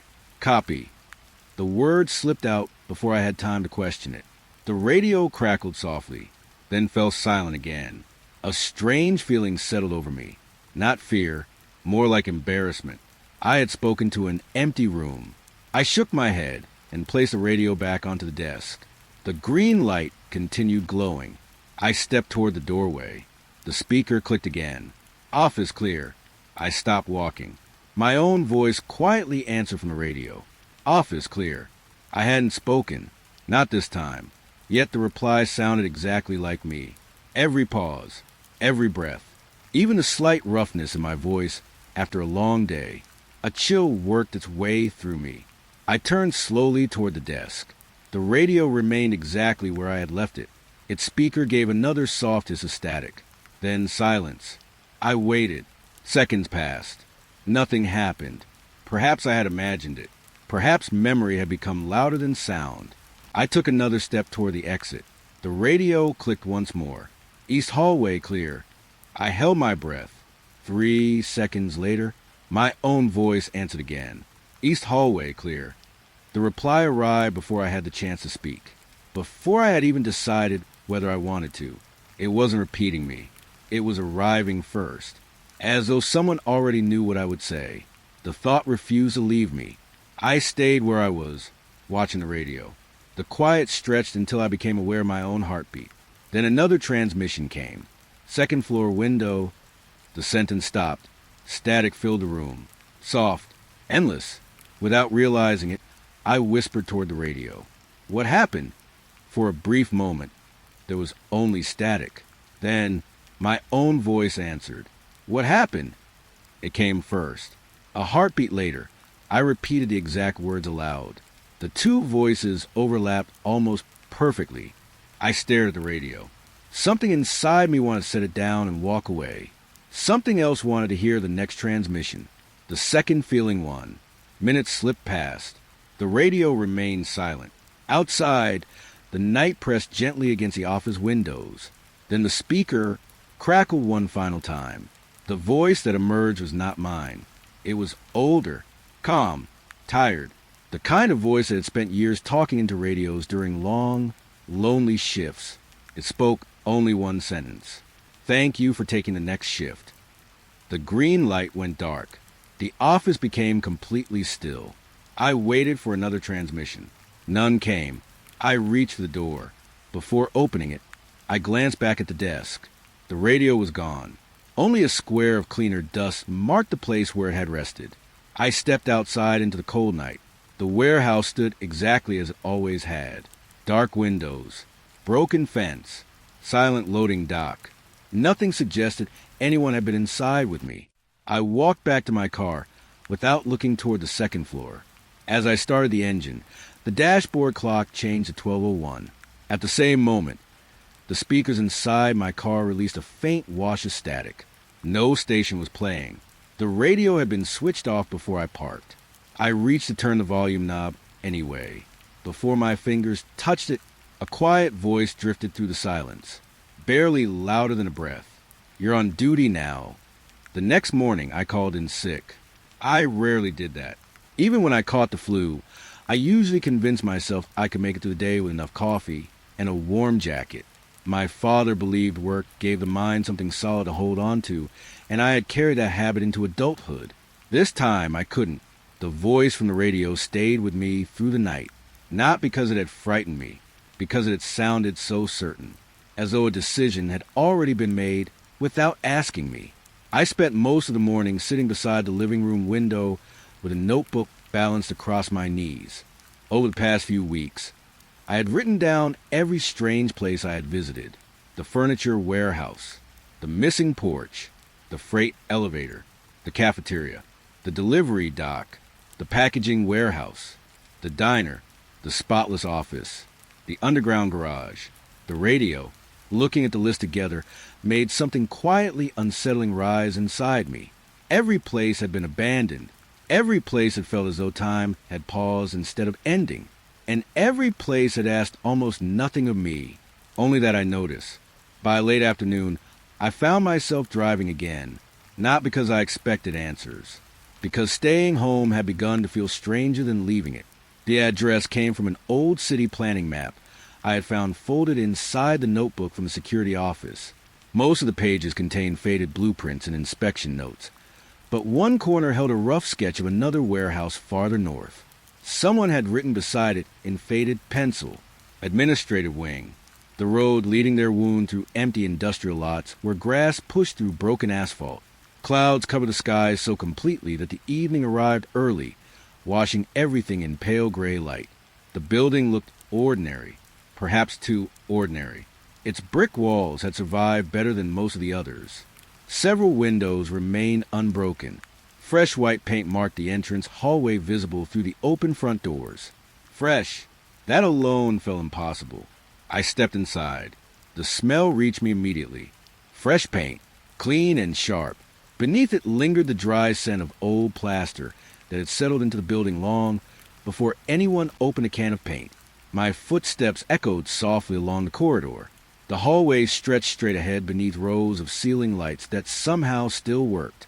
Their glow reflected gently from spotless white walls. The brightness felt wrong. Every warehouse I had entered before carried years of dust. This hallway looked as though someone had finished painting it that morning. I reached out and touched the nearest wall. The paint felt dry, cool, completely ordinary. For several moments, I simply stood there listening.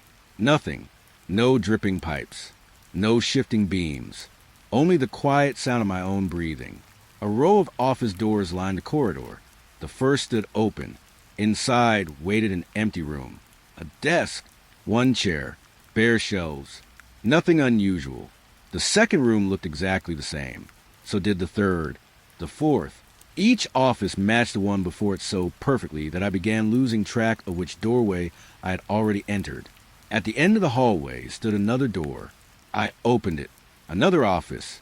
The same desk. The same chair. The same empty shelves. I frowned. Had I turned around without noticing? I looked behind me. The hallway remained where I expected. Long, bright, silent. I walked back, counted each doorway carefully. 1, 2, 3, 4, 5. At the final door, I stepped inside again. The same room, the same desk, the same chair resting beneath the window. Only this time, something small rested on the desktop. A wooden spinning top. Its paint had faded around the edges. I picked it up. The smooth what felt familiar beneath my fingers. Then I remembered. I had owned one just like it when I was 7 years old. My father carved it from a piece of oak after a summer storm brought down one of the old trees behind our house. I had lost it before winter. Or at least, I thought I had. I placed it back where I found it. A quiet memory settled over me. I could almost hear my father's voice. If you lose something important, he used to say, don't rush to find it. Sometimes it comes back after you become the person it was waiting for. At the time, I thought he was only talking about toys. Now I wasn't certain. I stepped back into the hallway. Something looked different. I couldn't say what, only that the corridor felt slightly shorter than before. I walked toward the entrance. One doorway. 2, 3. Then there wasn't another. The fourth doorway had vanished. Only a smooth white wall stretched where it should have been. I stopped, looked behind me. The office I had just left was still there. I counted again. 1, 2, 3. No fourth. No fifth. The hallway had quietly changed while I wasn't paying attention.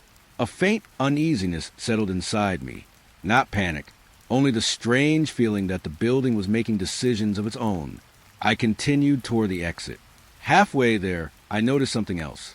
The walls carried no brush marks, no uneven places, no signs that anyone had painted them by hand. The white surface looked perfectly seamless, almost grown instead of painted. I reached the front doors. Cold evening air waited only a few steps away. Relief settled over me.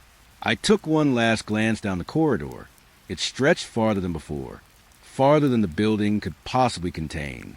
The office doors stood evenly spaced beneath the lights, one after another, without end. I blinked. The hallway returned to its ordinary length, just a simple corridor leading to a handful of empty rooms. I stepped outside. The fading daylight wrapped around me like something familiar. As I reached my car, I slipped my hand into my coat pocket. My fingers brushed against smooth wood. I froze. Slowly, I pulled out the small spinning top. I was certain I had left it on the desk. For a long moment, I simply held it in my palm. Then I looked back toward the building. The front doors were gone. Only a solid white wall faced the empty parking lot, as though the entrance had never existed at all. The road behind the administrative building ended at a chain-link fence. I hadn't noticed it the day before. Perhaps I had been too distracted by the hallway that refused to stay the same. Or perhaps the fence had simply become visible when it decided I was ready to see what lay beyond it. The thought stayed with me during work the next morning. I misplaced files, forgot conversations halfway through them. When lunchtime came, I sat alone in the parking lot with the heater running, staring at the small wooden spinning top resting on the passenger seat. I had tried leaving it at home. Somehow it found its way back into the car. By evening, I stopped arguing with small impossibilities. The winter sun disappeared early, leaving the countryside wrapped in pale amber light. I drove north again, passing the empty warehouses one by one, until a familiar fence came into view. Its gate hung open, only a few inches, enough for someone to walk through without touching it. Beyond the fence stretched a wide wheat field. It should have been impossible. No map of the industrial district showed farmland anywhere nearby. Yet there it was. The field reached toward the horizon, golden stalks rising gently above uneven ground despite the cold season. A narrow dirt path wound through the middle, disappearing into the distance where the fading sky met the earth. I stepped through the gate. Dry grass brushed softly against my hands as I followed the path. The sound reminded me of turning the pages of an old book. Gentle, steady, comforting. The air carried a faint earthy sweetness that reminded me of harvest festivals from childhood. My mother used to buy little bundles of dried wheat and place them beside the kitchen window every autumn. She said they made the house feel grateful for another year. Standing there, I wish gratitude came as easily now as it had then. The deeper I walked into the field, the quieter the world became. The warehouses disappeared behind the tall rows. Traffic faded. Even the distant calls of birds seemed to fall away. Only the soft brushing of wheat accompanied me. After several minutes, I stopped. Something felt different. The rows ahead were moving, not swaying, bending, one after another, as though an invisible hand passed gently across them. I looked toward the sky. The clouds remained perfectly still. No breeze touched my face. Yet the wheat continued to bow in long, slow waves, always moving toward the warehouse behind me, never away from it. A cool uneasiness settled in my chest. I knelt beside one of the stalks. Its leaves hung perfectly calm. Only the tops leaned together, quietly pointing in the same direction, toward the buildings I had just left. I stood again. The path continued ahead. Curiosity carried me farther than comfort wanted to follow. The field seemed endless. Every few minutes I glanced back, expecting to see the open gate. Instead, the rows had already hidden it. Only wheat surrounded me now. The sky had begun to dim into evening. Long shadows stretched between the rows. I almost laughed at the thought. After everything I had seen these past weeks, I was beginning to measure distance by silence instead of miles. A faint shape appeared ahead. Then another. At first I mistook them for fence posts. As I drew closer, I realized they were people, or at least they looked like people. Dozens of them stood scattered across the field, some near the path, others much farther away. Each one faced the warehouses behind me. None looked toward the sunset. None turned at the sound of my footsteps. They simply stood together beneath the fading light. The distance between us made their features impossible to see. Only their stillness remained clear. I counted quietly. 10, 15, 20. More shapes slowly emerged as my eyes adjusted. Far more than I had first noticed. The sight should have sent me running. Instead, an unexpected sadness settled over me. They didn't appear threatening, only waiting, like travelers who had forgotten why they had stopped walking. I took another cautious step. One figure stood a little closer than the others. Its outline was sharp against the pale sky. The wheat around its feet remained untouched. I looked down. The setting sun stretched my shadow across the path. Then I looked toward the figure. Nothing. No shadow reached away from it. I checked another. The same. And another. The evening light touched every one of them. Yet none cast a shadow across the field. My mouth felt suddenly dry. Reason searched for explanations. The uneven ground, the angle of the sun, my tired eyes. None of them survived more than a moment. The figures remained exactly as they were. Still, silent, watching the warehouses instead of the horizon. I remembered something my father once told me after we watched a flock of birds gather before winter. Sometimes, he said, creatures know where they're meant to go long before people do. Back then, I thought he was talking about instinct. Standing among those silent figures, I wondered if he had meant something else entirely. The last warmth of daylight slipped below the distant hills. Evening settled across the field. Without warning, every figure tilted its head by the smallest amount. Not toward me, toward the warehouse. The movement happened together. One quiet motion shared by all of them. The wheat answered with another gentle wave, bending toward the same distant place. I felt suddenly out of place, not unwelcome, only unnecessary, as though I had wandered into a gathering that had begun long before I arrived. I took a slow step backward, then another. None of the figures followed. None even acknowledged me. The path gradually led me back toward the fence, though I never remembered turning around. Soon the gate appeared again between the rows. I crossed through it and rested one hand against the cold metal. The wheat field lay peaceful beneath the deepening twilight. Empty. No figures. Only endless rows reaching toward the horizon. For a long moment, I questioned everything I had seen. Perhaps distance had played tricks on my eyes. Perhaps the fading light had shaped the field into familiar forms. I almost believed that. Then I noticed the ground outside the fence. My shadow stretched across the gravel beneath the last trace of evening. Beyond it, another shadow rested quietly beside mine. Long, motionless, connected to nothing at all. The shadow beside mine was gone by the time I looked up. Only the gravel remained. The fence, the quiet field beyond it. I stood there for another minute, waiting for my breathing to slow. Part of me wanted to climb back into the car and drive until the warehouses became nothing more than a memory in the rear-view mirror. Instead, I went home, Sleep did not come easily. Every time I closed my eyes, I saw the figures standing among the wheat, all facing the same distant buildings. They never moved. They never spoke. Yet the image stayed with me longer than any nightmare I had ever known.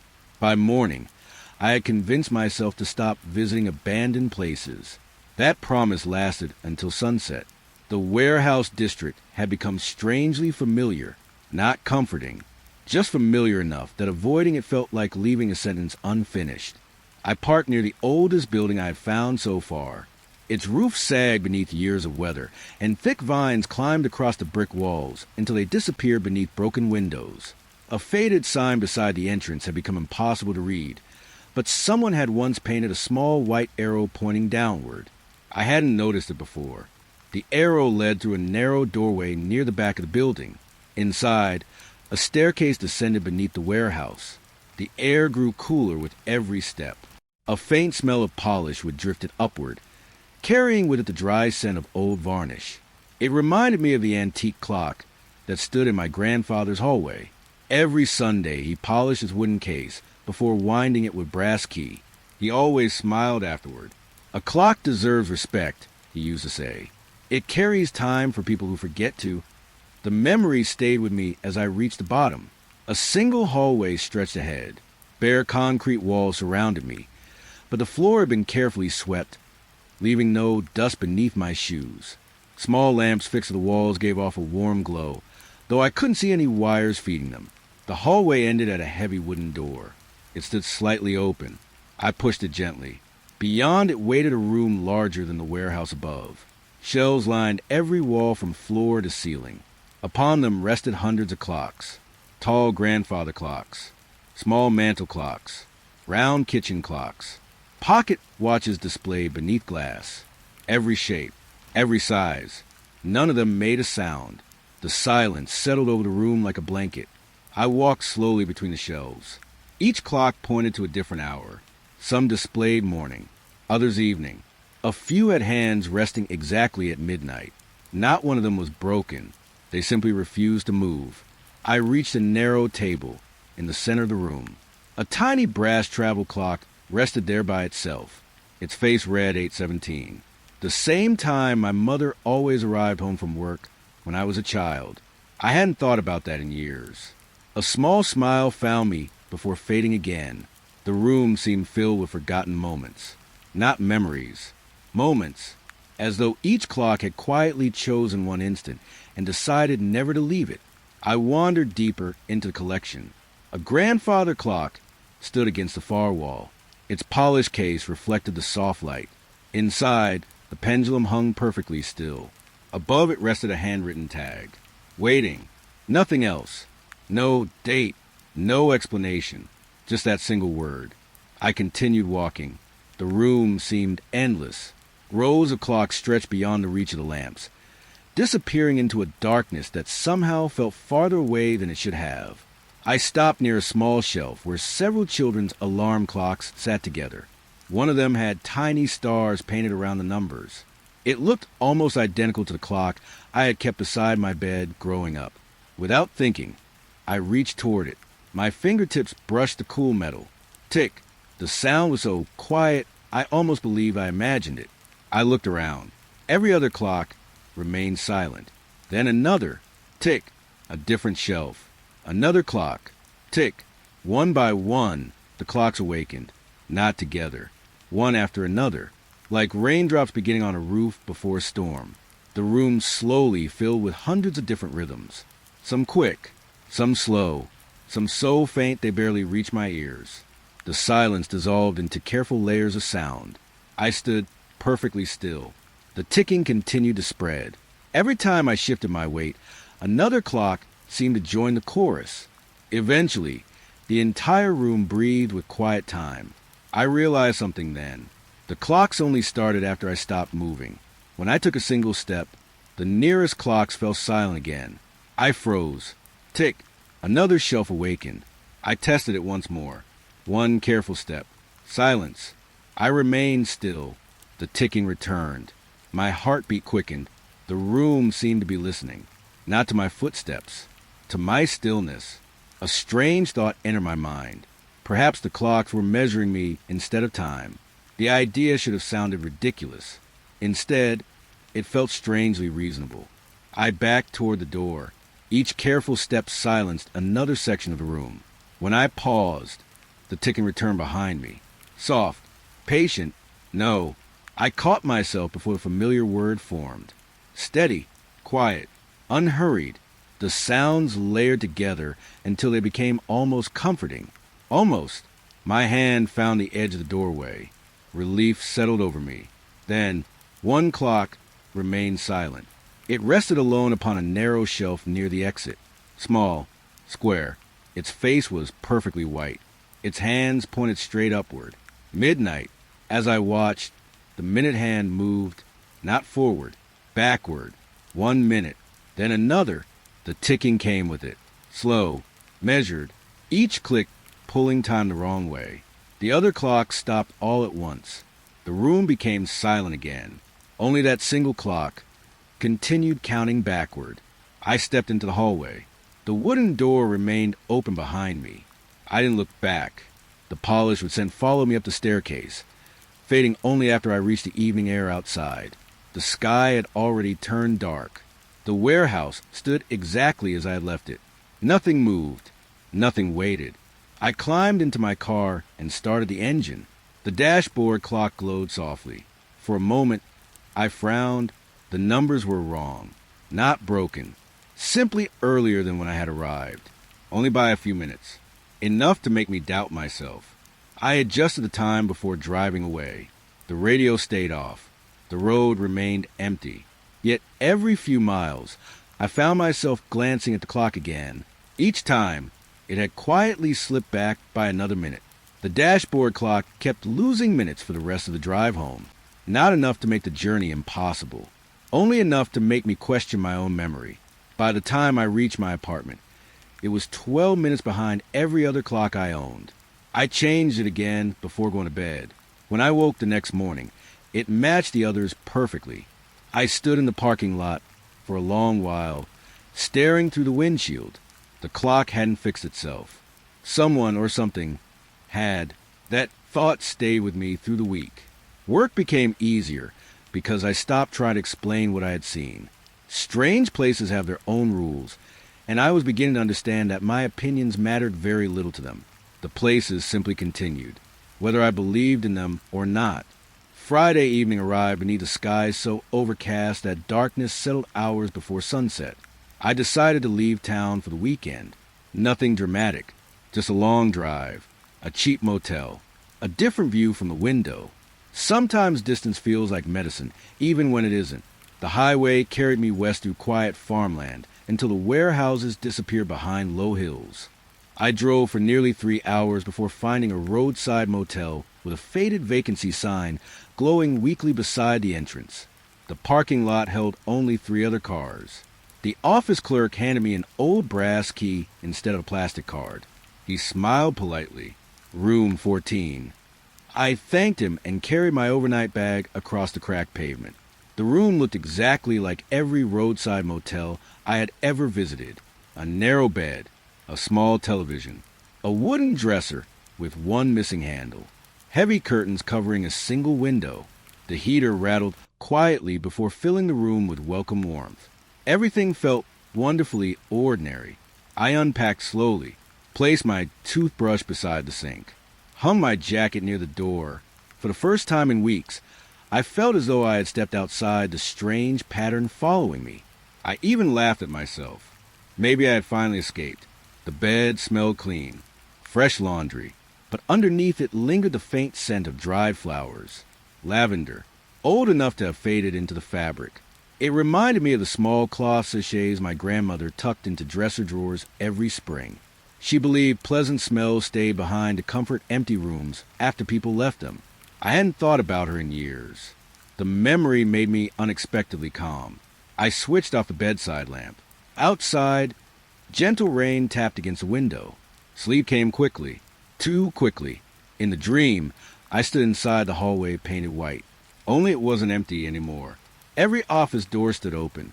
Instead of desks, each room contained another doorway.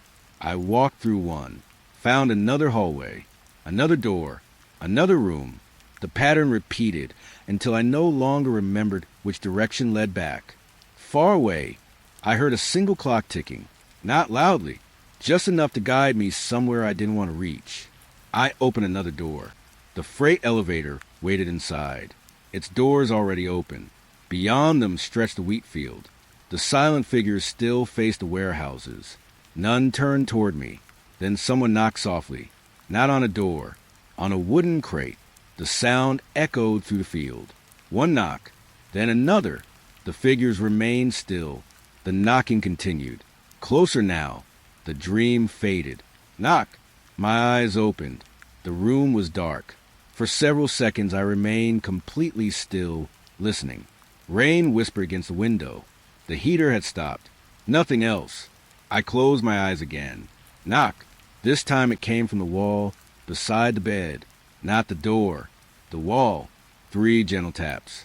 Evenly spaced. As though someone in the next room had politely asked for my attention. I sat up. The room remained silent afterward. Perhaps another guest. Old buildings carry sounds in strange ways. I lay back down. Knock. 3 taps again. Exactly the same. I checked my phone. 2:14 a.m. The room beside mine should have been occupied. I remembered seeing a pickup truck parked outside earlier. I slipped on my shoes and quietly opened the door. Cold night air greeted me. The motel courtyard lay empty beneath pale security lights. Rain had stopped.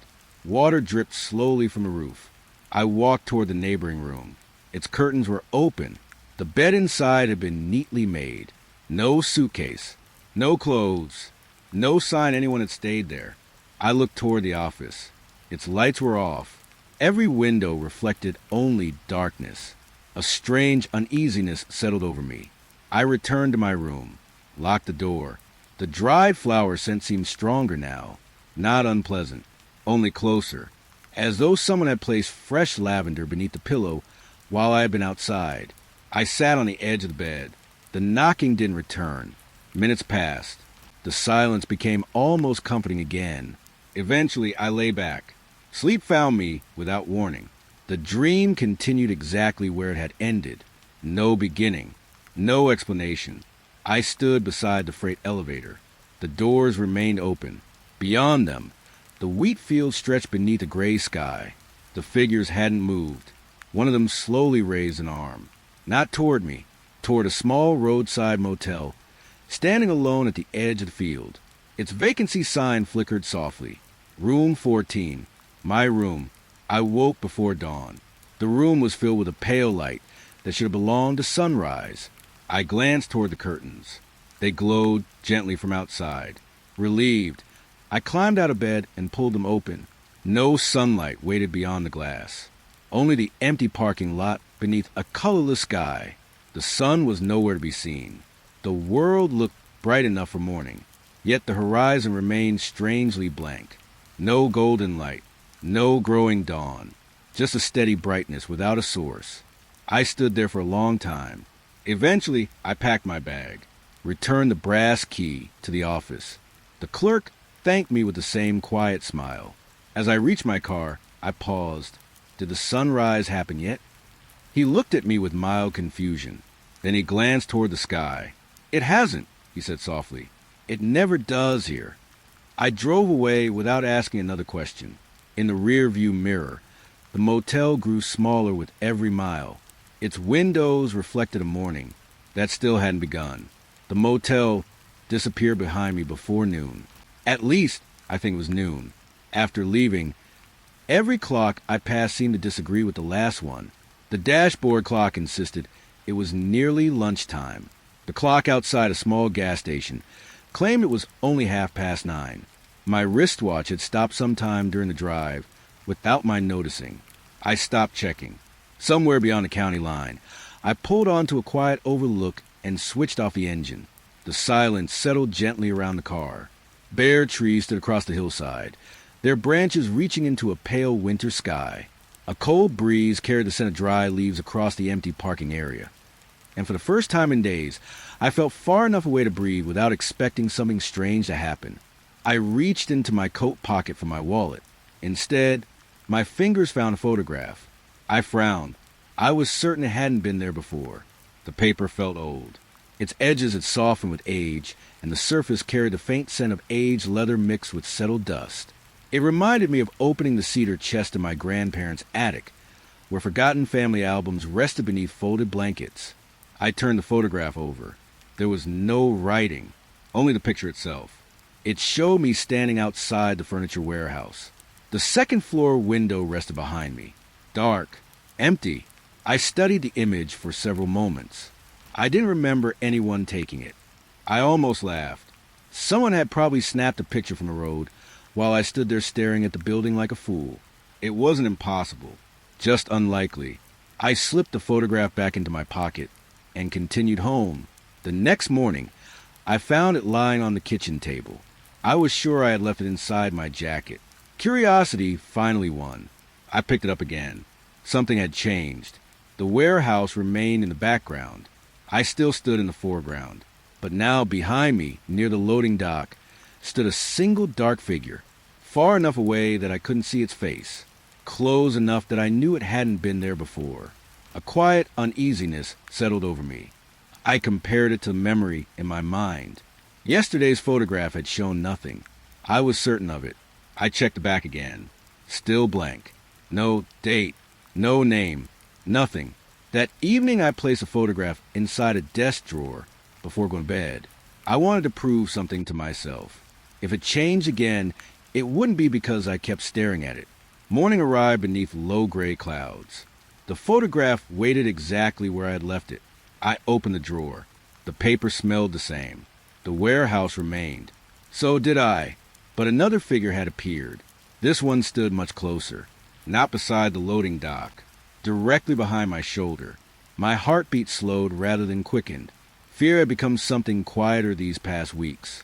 Less like panic, more like the slow realization that the world contained rooms I had never been meant to enter. I carried the photograph to work. During lunch, I spread it across my desk beneath the bright office lights. No trick of shadow explained the new figures. They belonged there now. That afternoon, I searched old newspapers, online archives, and local history records.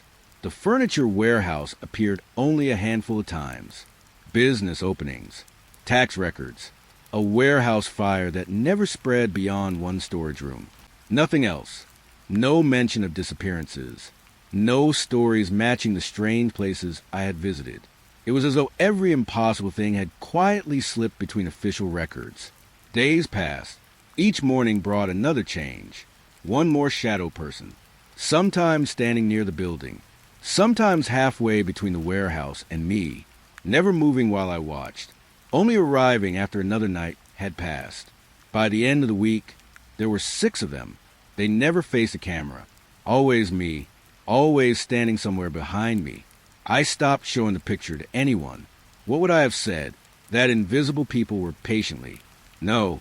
Again I caught myself. Waiting. Quietly waiting inside a photograph. No one would believe that. I barely believed it myself. One Saturday evening, I drove back to the overlook where I had first found the picture. Snow threatened in the heavy clouds overhead, though none had fallen yet. I stood beside the guardrail with the photograph in my hands. The wind moved gently across the hillside. For a long while, nothing happened. Then I looked toward the warehouse in the picture. Something caught my eye. Far in the background, barely visible through the grainy image, stood another building, a roadside motel, room 14, the same place where morning never arrived. I hadn't noticed it before. My stomach tightened. Every place was there. The warehouse, the motel, the loading dock, as though the photograph had been quietly collecting every place I had visited. I turned it over again, still blank, yet when I held it beneath the fading daylight, faint marks slowly appeared beneath the surface. Not ink, more like pressure left by someone writing on another sheet above it. I rubbed the paper gently with my thumb. Nothing. Then I remembered an old trick my father taught me when I was little. He used to shade the side of a pencil across hidden writing to reveal impressions left behind. I searched my glove compartment until I found an old pencil. Carefully, I shaded the back of the photograph. Letters slowly emerged. Not many, only a date. Tomorrow. I stared at it for a long time. Tomorrow's date. Nothing else. No explanation. Only the date that had not yet arrived. I folded the photograph and slipped it into my pocket. The drive home felt unusually quiet. Even the road seemed emptier than before. That night, I left the photograph on my bedside table. I wanted to see whether it would change while I slept. Morning came with soft winter light, filtering through the curtains. The photograph rested exactly where I had left it. I reached for it slowly. The paper felt colder than before. I turned it over. The date was gone. Instead, the front of the photograph had changed again. The shadow people were no longer standing behind me. They surrounded me now. Every one of them faced the camera, except for one. That figure stood closest of all. Its face remained hidden, but its right hand was resting gently on my shoulder. I looked up from the photograph. My bedroom was empty. The apartment was silent. Even so, my right shoulder felt strangely warm. The warmth faded before I finished my morning coffee. I rubbed my shoulder more than once, almost expecting to find a mark beneath my shirt. There wasn't one, only ordinary skin, only the familiar ache that comes from sleeping in an awkward position. That should have been enough to settle my thoughts. It wasn't. I carried the photograph with me anyway, not because I wanted to look at it again, because leaving it behind no longer seemed possible. For the next 2 days, I stayed away from the warehouse district. I drove to work, came home, cooked simple dinners, read half a novel without remembering any of it. I even called my sister one evening just to hear a familiar voice. We talked about ordinary things, her garden, the leaking roof above her garage, the recipe our mother used to make every winter. For half an hour, the strange places felt very far away. After we hung up, I realized I couldn't remember a single word we had actually said, only the comfort of hearing someone who still belonged to the ordinary world. On the third evening, the road found me again, or perhaps I found it. The bridge appeared just beyond the old grain silos, spanning a slow-moving river that separated the warehouse district from empty farmland. I had crossed nearby roads dozens of times without noticing it before. Tonight, it seemed impossible to miss. It was narrow, built from weathered steel and thick wooden planks darkened by years of rain. Thick ropes supported the handrails, their fibers damp from the mist rising off the water below. The air carried the scent of damp rope and river water. Fresh, cool. The smell reminded me of a fishing trip my father took me on when I was 10. We caught nothing all afternoon, but neither of us seemed disappointed. He said quiet rivers taught patience better than busy ones. I smiled at the memory as I stepped onto the bridge. The first plank creaked softly beneath my weight. The river moved lazily below, reflecting the pale evening sky in broken ribbons. No boats drifted along its surface. No birds circled overhead. In fact, there weren't any birds at all. The railings stretched ahead, without a single feather resting upon them. That small detail bothered me more than it should have. Even the loneliest bridges usually belong to sparrows or crows. This one belonged only to silence. Halfway across, I stopped. The opposite bank seemed farther away than when I had started. I glanced behind me. The road I had come from looked strangely distant too, as though the bridge had quietly lengthened while I walked. I checked my watch. The second hand continued moving, yet something felt wrong. The sky had grown darker, far darker than a few minutes should have allowed.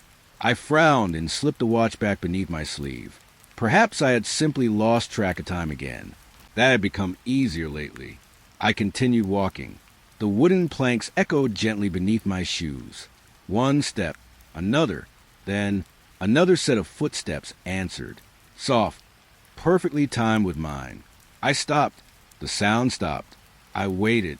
Nothing, only the slow movement of the river below. I looked over both shoulders. The bridge remained empty from end to end. No one stood behind me. No one approached from ahead. I laughed quietly under my breath. The bridge was old. Loose boards often echoed after someone crossed them. That explanation lasted until I started walking again. One step, another. The second pair of footsteps returned, matching mine exactly. Never early, never late. I slowed. They slowed. I quickened my pace. They kept perfect time. A cool shiver worked its way along my arms. Without meaning to, I remembered walking home beside my father during heavy snow when I was little. To make the long walk seem shorter, I always tried stepping exactly where his boots had landed. For a while, it felt like someone else was doing the same to me. Only no footprints appeared. The bridge remained empty. I reached the center. A faded metal plaque hung from one of the support beams. Most of its lettering had rusted away. Only 3 words remained clear. Do not pause. I stared at them. Then, almost out of stubbornness, I stood perfectly still. The footsteps continued. Not beside me. Not behind me. They walked the last few boards toward where I was standing. Then they stopped, close enough that I could almost imagine another traveler waiting quietly at my shoulder. The river below made no sound. Even the evening breeze seemed unwilling to cross the bridge. I didn't turn around. Some instincts arrive too late. Others arrive exactly when they're needed. Mine told me to keep facing forward. I obeyed. After several slow breaths, I began walking again. This time there was only one set of footsteps. Mine. The opposite bank finally drew closer. Grass covered a path leading away from the bridge, bending gently beneath the first hints of autumn frost. I stepped onto solid ground. Relief settled through me so completely that I almost laughed. The bridge behind me looked ordinary once more. Short, weathered, entirely forgettable. I walked several yards before curiosity asked for one last glance. I turned. Someone stood at the center of the bridge, a dark figure, hands resting lightly on the rope railing. It was too far away for me to make out a face. For a moment, neither of us moved. Then the figure took a slow step backward. Another, without haste. It retreated into the deepening dusk until the bridge was empty again. I waited. Nothing returned. The river continued its quiet journey beneath the old boards. Night settled gently over the fields. I drove home without looking in the rearview mirror. Some distances are kinder when you leave them unmeasured. Just before reaching town, I noticed a dashboard clock. Nearly 3 hours had passed. I had crossed the bridge in less than 15 minutes. The missing hours stayed with me longer than I expected, not because I needed to explain them. I had already learned that explanations were becoming scarce. It was a feeling that troubled me. I couldn't remember what those lost hours had contained.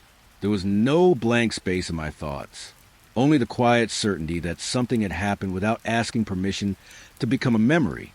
For several mornings, I found myself waking before dawn. I would sit by the kitchen window with a cup of tea, watching the empty street below while the rest of the apartment building slept. Ordinary mornings had become precious. The sound of a delivery truck, a neighbor walking a dog, someone opening a bakery across the street. Small things reminded me that the world still knew how to continue. On Thursday afternoon, I left work early. The photograph remained folded inside my coat pocket.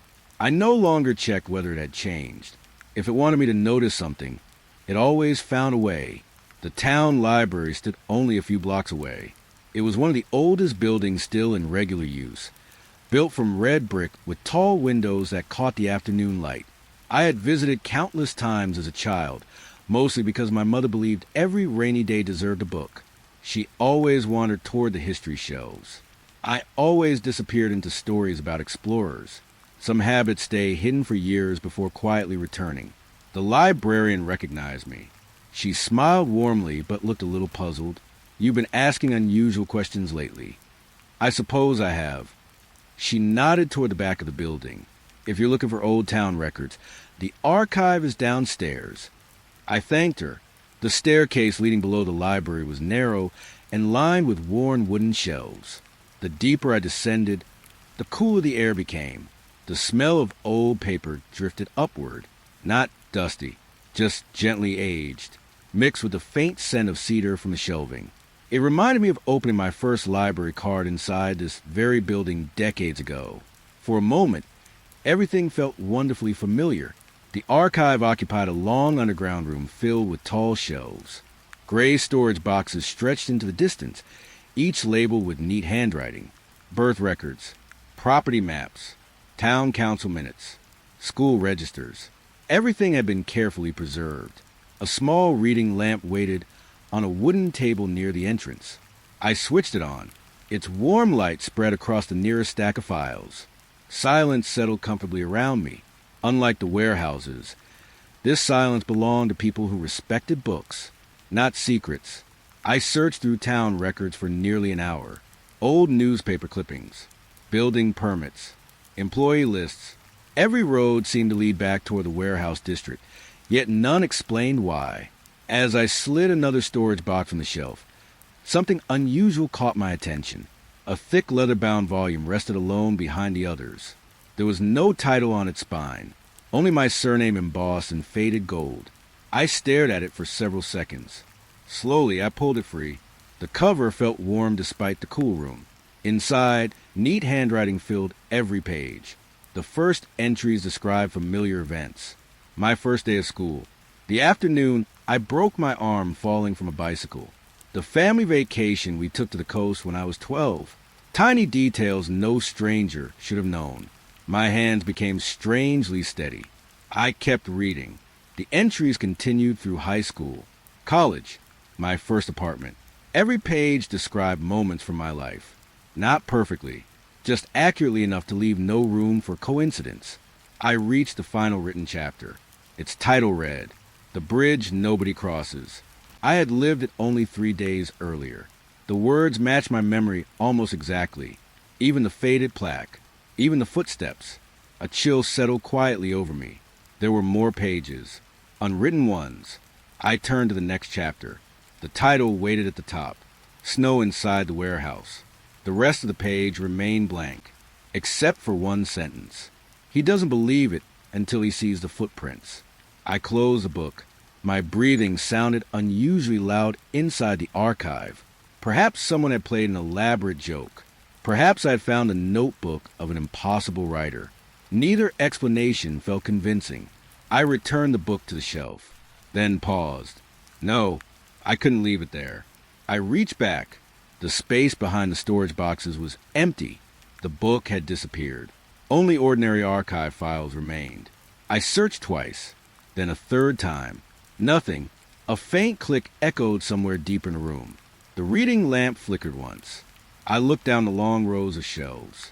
The lights nearest the far wall went dark. One aisle disappeared into shadow. A second later, the next aisle darkened too. Then another. The darkness advanced slowly toward me, not rushing, simply arriving one shelf at a time. The only sound came from the soft buzz of the remaining lights overhead. I gathered my notebook and walked calmly toward the staircase. Behind me, another row went dark, then another. The light around my table seemed suddenly very small. I resisted the urge to hurry. The stairs remained clearly visible, only a short distance away. Another shelf disappeared into darkness. Then another. The room seemed to be closing its eyes. I reached the bottom step. The final reading lamp nearest the archive entrance blinked twice before going out. Only the stairwell light remained. I climbed steadily, one hand resting against the smooth wooden rail. The scent of cedar faded as warmer air greeted me from above. When I reached the library, late afternoon sunlight poured through the tall windows. Children whispered over picture books. Someone laughed softly near the front desk. Everything looked exactly as it should. I walked toward the librarian. Before I could speak, she smiled. "Did you find the history you were looking for?" "I think I found something else." She tilted her head politely. "What was it?" I hesitated. "The archive keeps a book with my name on it." Her smile faded into gentle confusion. "We don't have any books stored downstairs." I turned toward the staircase. The wooden door beneath the sign marked archives stood quietly closed. For reasons I couldn't explain, I decided not to open it again. Winter arrived without warning. Not outside. Outside. The trees still held the last faded leaves of autumn, and the weather forecast promised another week of cool rain before the first frost. But every morning, when I drove past the warehouse district, I noticed something impossible. A thin layer of white resting against the inside of broken windows. At first, I thought it was dust catching the light. Then I saw it fall. soft flakes drifting behind cracked glass, only inside the buildings. The streets remained dry. The rooftops were bare, yet winter had quietly settled where no season should have reached. I tried taking another route to work. The roads all seemed longer. By the third day, I found myself passing the warehouse again. The snowfall inside had grown heavier. That evening, I parked beside the loading dock. The cold outside felt ordinary, sharp enough to redden my hands, but nothing unusual. When I opened the warehouse door, a different kind of chill greeted me. The air carried the crisp scent of frozen air. Fresh, clean. The smell reminded me of childhood mornings when my sister and I pressed our faces against bedroom windows, hoping school would be canceled because of snow. Those mornings always felt quiet, as though the whole neighborhood had agreed to speak more softly. The warehouse held that same silence. I stepped inside. The concrete floor glittered beneath a thin blanket of snow. Tiny flakes drifted lazily from the darkness overhead. I looked up. The roof remained whole. No broken skylights. No gaps. Only old steel beams crossing beneath the ceiling. The snow had nowhere to come from, yet it continued falling. One slow flake after another. The silence deepened with every step. My boots left crisp prints across the untouched floor. Behind me, the open doorway framed the outside world. Gray pavement, bare trees, no snow. The contrast felt strangely comforting, proof that ordinary seasons still existed somewhere nearby. I walked farther into the building. Old storage racks stood beneath white blankets. Wooden pallets looked like forgotten benches in a winter park. A forklift rested beneath a gentle layer of frost, its metal fork sparkling faintly beneath the pale light. Everything seemed peaceful, almost beautiful. For a little while, I forgot to be afraid. I stopped near the center of the warehouse. Snowflakes landed softly against my coat before melting away. I listened. No dripping water.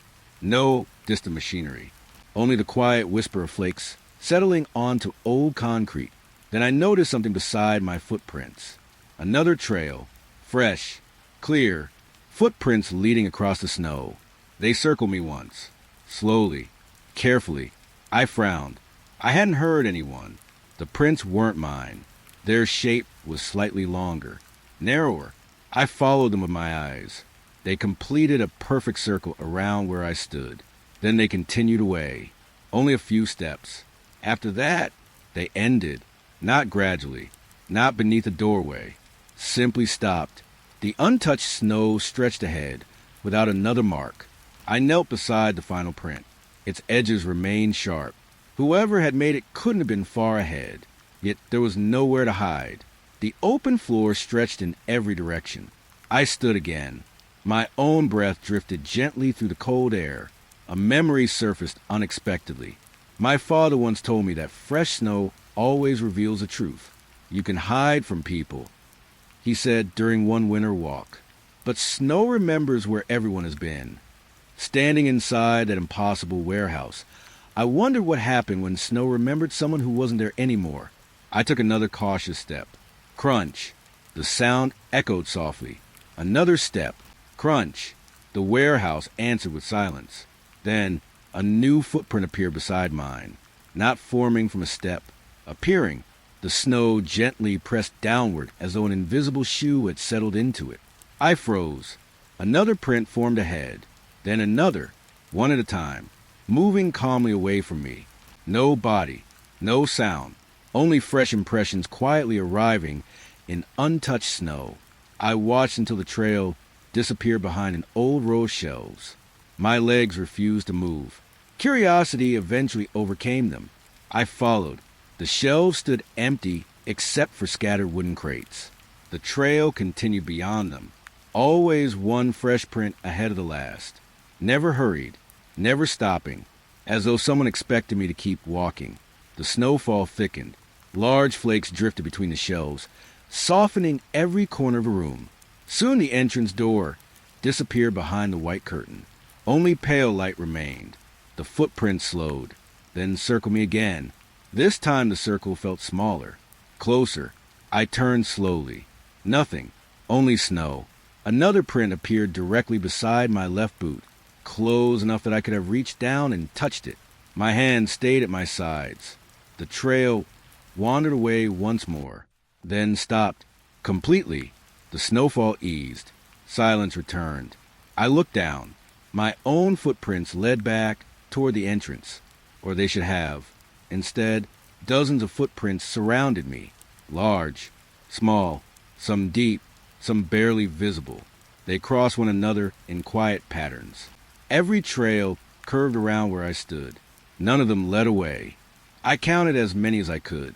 20, 30, more. Not one matched the tread on my boots. A slow uneasiness settled into my chest. Not panic, only the realization that I had never been walking alone. The warehouse remained perfectly still. No voices, no movement, only countless silent paths resting beneath the falling snow. I backed away carefully. Each step erased part of the distance between myself and the open doorway. Fresh air finally reached me. The impossible snowfall ended exactly at the threshold. Outside, the pavement remained dry. I turned for one last look. The warehouse looked empty again. No footprints. No drifting flakes. Only darkness stretching quietly between the shelves. I closed the door behind me. Snow brushed gently from my shoulders. At least, I thought it was snow. When I reached my car, I looked down. The white flecks hadn't melted. They weren't snow at all. They were tiny scraps of faded paper. Each one carried the faint outline of a footprint. The paper fragments stayed in my coat pocket for days. I meant to throw them away. Each evening I would empty my pockets onto the kitchen table. My keys, my wallet, loose coins, the folded photograph, and the tiny white scraps would be there beside them. Every morning, they found their way back into my pocket. Eventually, I stopped arguing with them. Winter finally reached the town outside. Real winter this time. The rooftops wore a light blanket of frost, and the trees stood bare against a pale sky. Seeing snow where it belonged brought an unexpected comfort. It reminded me that not everything unusual had replaced the ordinary. Some things still followed the seasons. Late one afternoon, I found myself climbing the narrow service road that wound toward the old water tower overlooking the warehouse district. I couldn't remember deciding to go there. The road simply felt familiar, though I was certain I had never driven it before. The tower stood alone on a small hill. Its steel legs were stained by decades of weather, and patches of rust colored the metal a deep reddish brown. The narrow staircase wrapped around the outside, disappearing toward the round tank resting high above the trees. The air carried a dry metallic scent. Rust. It reminded me of the swings in the playground where I spent summer afternoons as a child. Every year, my father repainted them, but by winter the color had already begun to peel away again. He used to smile and say that some things weren't meant to stay new forever. I stood at the foot of the staircase for a long moment. The warehouse district stretched quietly below. Nothing moved, only long rows of empty buildings waiting beneath the fading afternoon light. I began climbing. Each step rang softly beneath my weight. The higher I climbed, the quieter the world became. The town slipped farther away. Cars became tiny shapes drifting along distant roads. The river beyond the fields reflected the gray sky like worn glass. Halfway up, I stopped to catch my breath. The wind touched my face gently. It carried no voices, no birds, only silence. I looked along the railings. Not a single bird perched there. The steel remained completely empty. That small detail unsettled me more than the height. Birds always found places like this. Today, none had. I continued upward. By the time I reached the platform, evening had begun settling over the town. The view stretched for miles. Warehouses, rail yards, empty parking lots. The narrow bridge across the river, even the distant motel, seemed to rest somewhere beyond the hills. Everything I had visited lay quietly connected beneath me, as though the roads had always been leading to this view. I rested my hands against the cold railing. The metal felt rough beneath my gloves. Far below, the warehouse district seemed peaceful, almost ordinary. Then movement caught my eye. Dark figures. One, then another. They stepped from between the buildings. More appeared near the loading docks. Others gathered beside empty parking lots. None hurried. None wandered. They walked with quiet purpose until they formed circles across the open ground. Perfect circles. Some held 6 figures, some 12, some many more. Every circle remained evenly spaced. No one stood at the center. I counted as many as I could before losing track. The circles covered nearly the entire district. The sight held me still, not because it felt threatening, because it looked strangely familiar, like something remembered from a dream that refused to explain itself. The last daylight slipped lower. Without warning, every figure lifted its head. Together, the movement flowed across the district like a silent wave. Then every one of them looked upward, toward the tower, toward me. The distance between us should have hidden their faces. It didn't matter. I knew they were all looking at me. A heaviness settled quietly inside my chest. Not fear, recognition, as though I had finally arrived somewhere people had been expecting me. The paper scraps inside my coat rustled faintly. The sound was almost too soft to notice. A breeze, I told myself. Nothing more. I slipped one hand into my pocket. The tiny fragments felt warm. When I pulled them out, they no longer looked like scraps of paper. Each one had folded itself into a tiny footprint. Dozens of them rested across my palm. Small, white, perfectly formed. The wind carried them away before I could look closer. They drifted over the railing. Instead of falling, they floated downward in slow circles, toward the figures waiting below. I watched until the last one disappeared from sight. The circles never broke. The figures never moved. Only their faces remained turned upward. I remembered something my mother once said while watching the first snowfall winter. Sometimes people spend so long searching for a place that they forget a place can also search for them. At the time, I thought she was speaking about finding a home. Standing atop that old tower, the words returned with a different meaning. The light continued fading. The first evening stars appeared overhead. I realized I should leave before darkness settled completely. I turned toward the staircase. The platform behind me stood empty. No one had climbed the tower. No footsteps echoed below. Everything looked exactly as it had before. I took the first step downward, then another. The metal groaned softly beneath my weight. Halfway to the ground, curiosity asked for one final glance.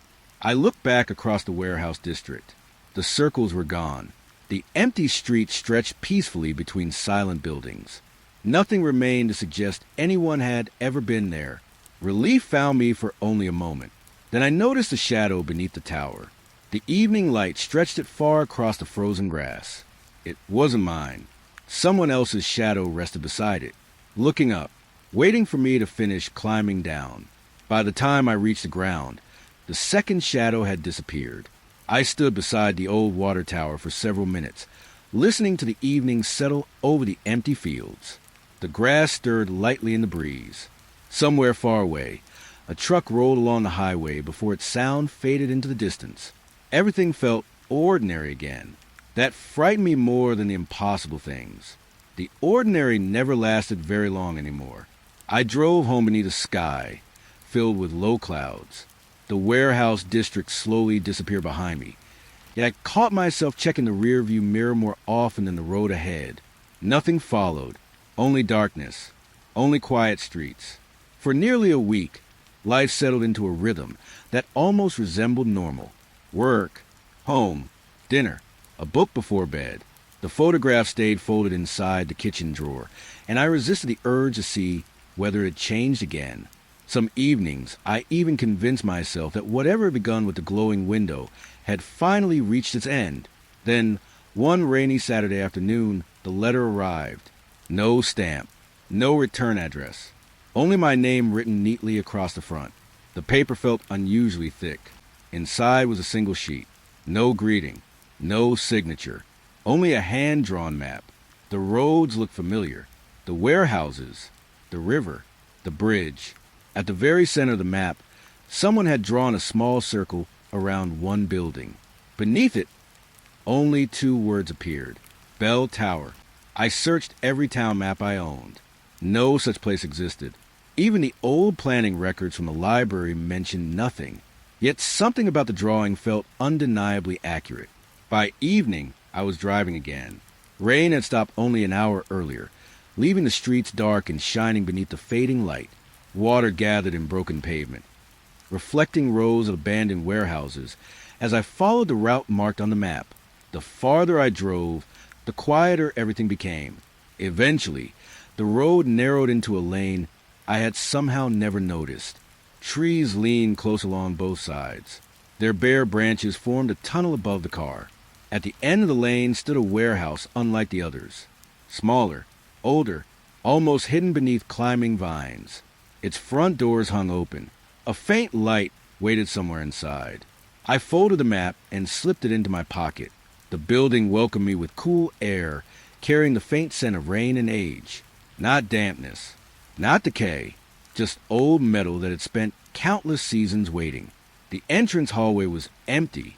Dust rested across the floor in gentle layers, untouched except for a single narrow path leading deeper into the building. I followed it.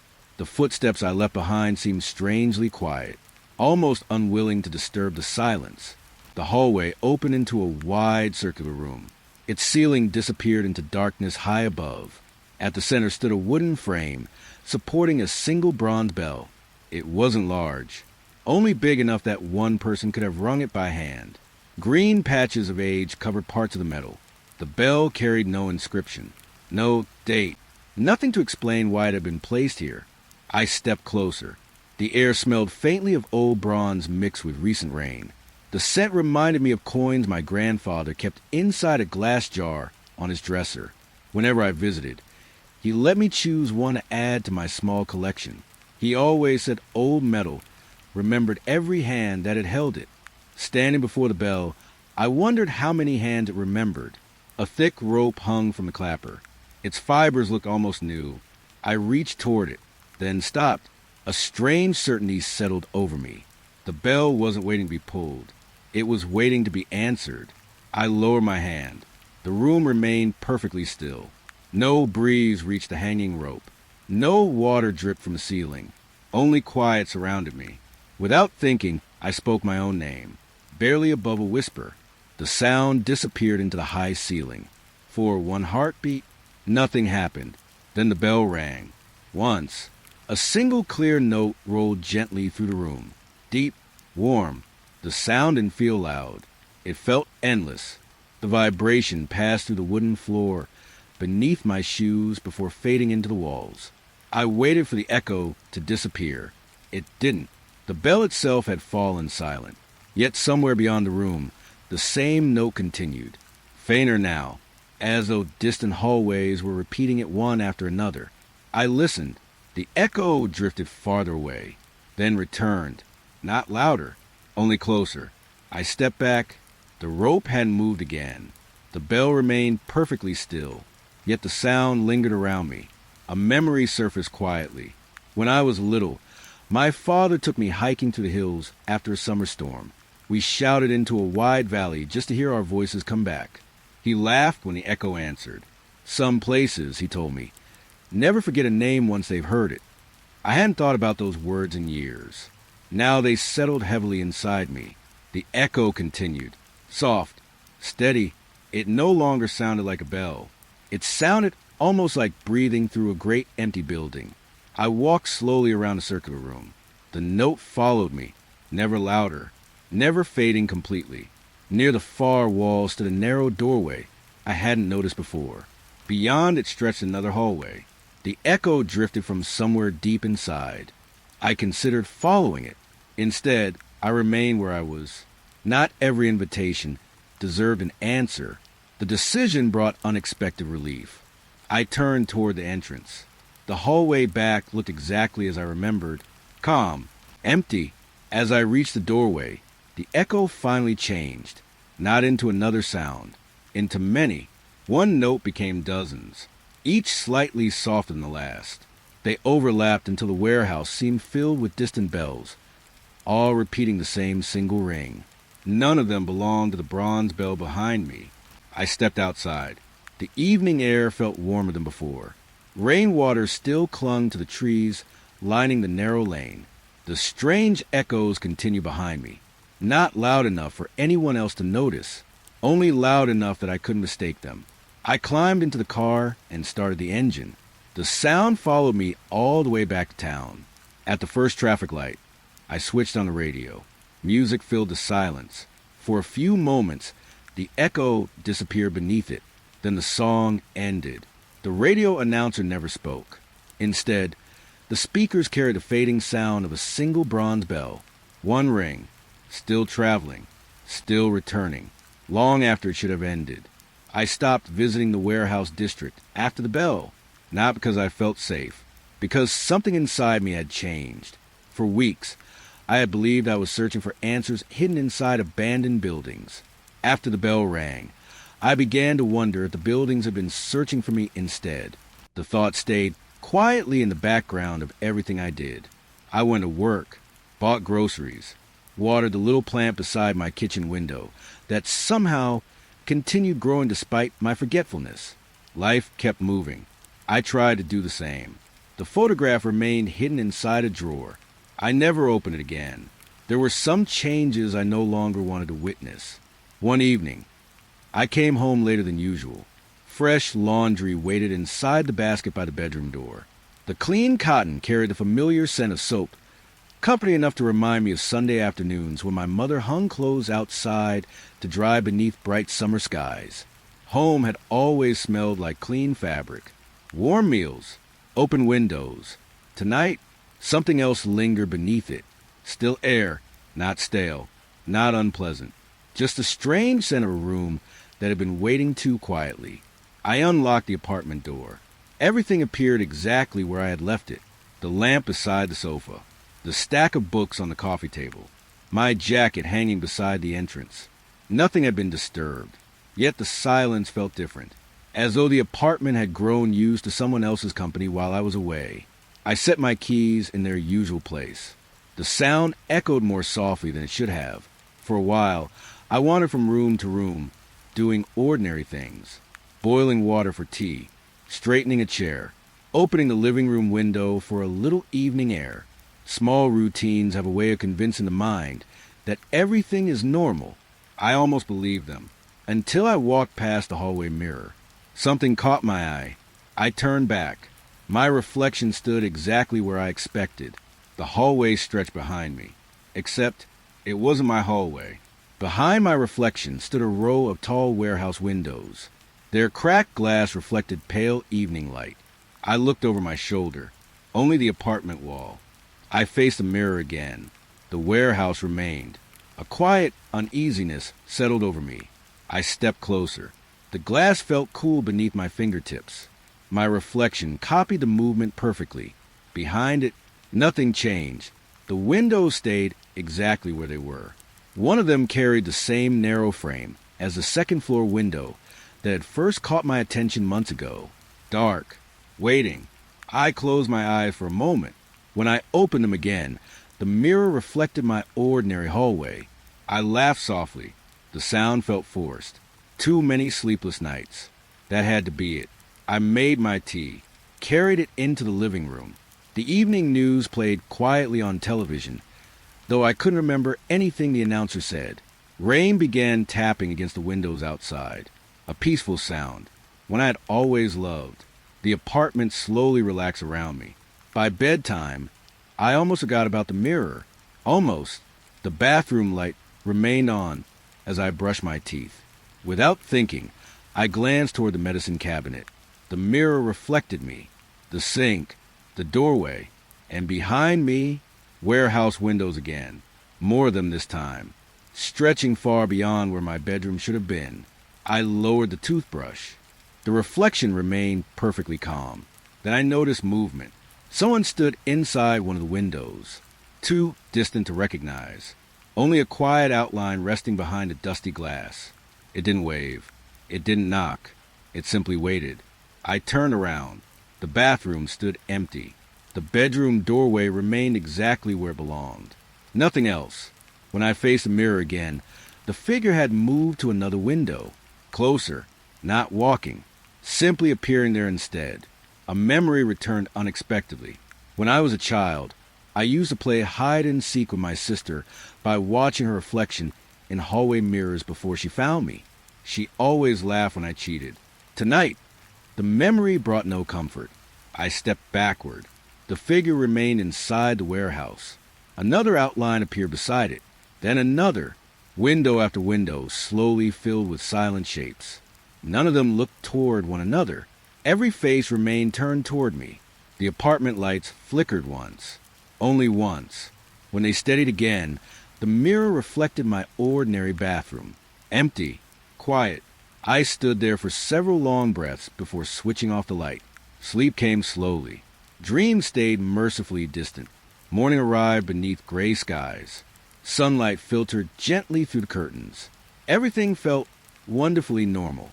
I dressed for work, packed my lunch, collected my keys. Before leaving, I paused beside the hallway mirror. It reflected only the apartment, exactly as it should. Relieved, I smiled to myself. Then I noticed something small. The reflection behind me no longer matched the room. The coat hanging beside the front door was missing. I looked toward the real hallway. The coat remained exactly where I had left it. I looked back into the mirror. Instead of the coat, a single warehouse window stood in its place. Someone waited inside, closer than ever before. This time, I could finally make out a face. It was mine. The reflection smiled gently, a heartbeat before I did. I stopped looking into mirrors after that, not because I was afraid of what I might see, because I was beginning to understand that some things only appeared when they knew they had my attention. I covered the hallway mirror with a blanket. The bathroom mirror stayed hidden behind a towel. For several days, my apartment felt quieter, not safer, just quieter. I returned to old routines. Morning coffee, short walks, reading before bed. I tried to remember what normal life felt like before abandoned buildings began appearing in my thoughts like unfinished sentences. For a while it worked. Then I found the playground. It was early morning. The kind of morning where the world feels like it hasn't fully awakened yet. A thin layer of mist rested over the fields outside town, and the roads were nearly empty. I had taken a different route to clear my mind, hoping that a familiar place might remind me of who I was before all of this began. That was when I saw the old distribution center. I slowed the car. The building looked abandoned, but beside it stood something unexpected. A playground, brightly colored once, though time had softened every surface. The paint on the slides had faded.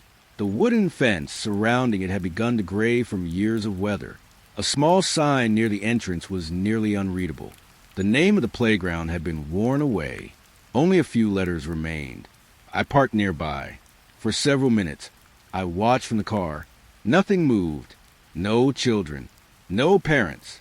No reason for a playground to exist beside an empty warehouse. Yet something about it felt peaceful. I stepped outside. The morning air smelled of freshly cut grass. The scent carried me back to summers from my childhood, when my father would mow our backyard early on weekends. I used to complain about waking up so soon, but later I realized those mornings were some of the quietest memories I had. The simple ones. The ones that stayed. I walked toward the gate. It opened easily. Too easily. The hinges made no sound. Inside, the playground looked untouched. A small slide, 2 benches, a wooden climbing frame, and 3 swings hanging from a metal bar. All 4 swings moved together, slowly, back and forth. But there was no sound, no chains moving, no metal creaking, only the motion itself. I stood there watching. The sight should have felt frightening. Instead, it carried a strange sadness, like arriving somewhere after everyone had already gone home. I stepped closer. The swings continued moving at the same pace. The seats were empty. The ground beneath them was covered with fallen leaves. No footprints. No signs that anyone had visited recently. I looked toward the distribution center. Its windows reflected the pale morning sky. One window on the upper floor caught my attention. For a moment, I thought I saw a figure standing there, a dark outline, watching the playground. I blinked. The window was empty.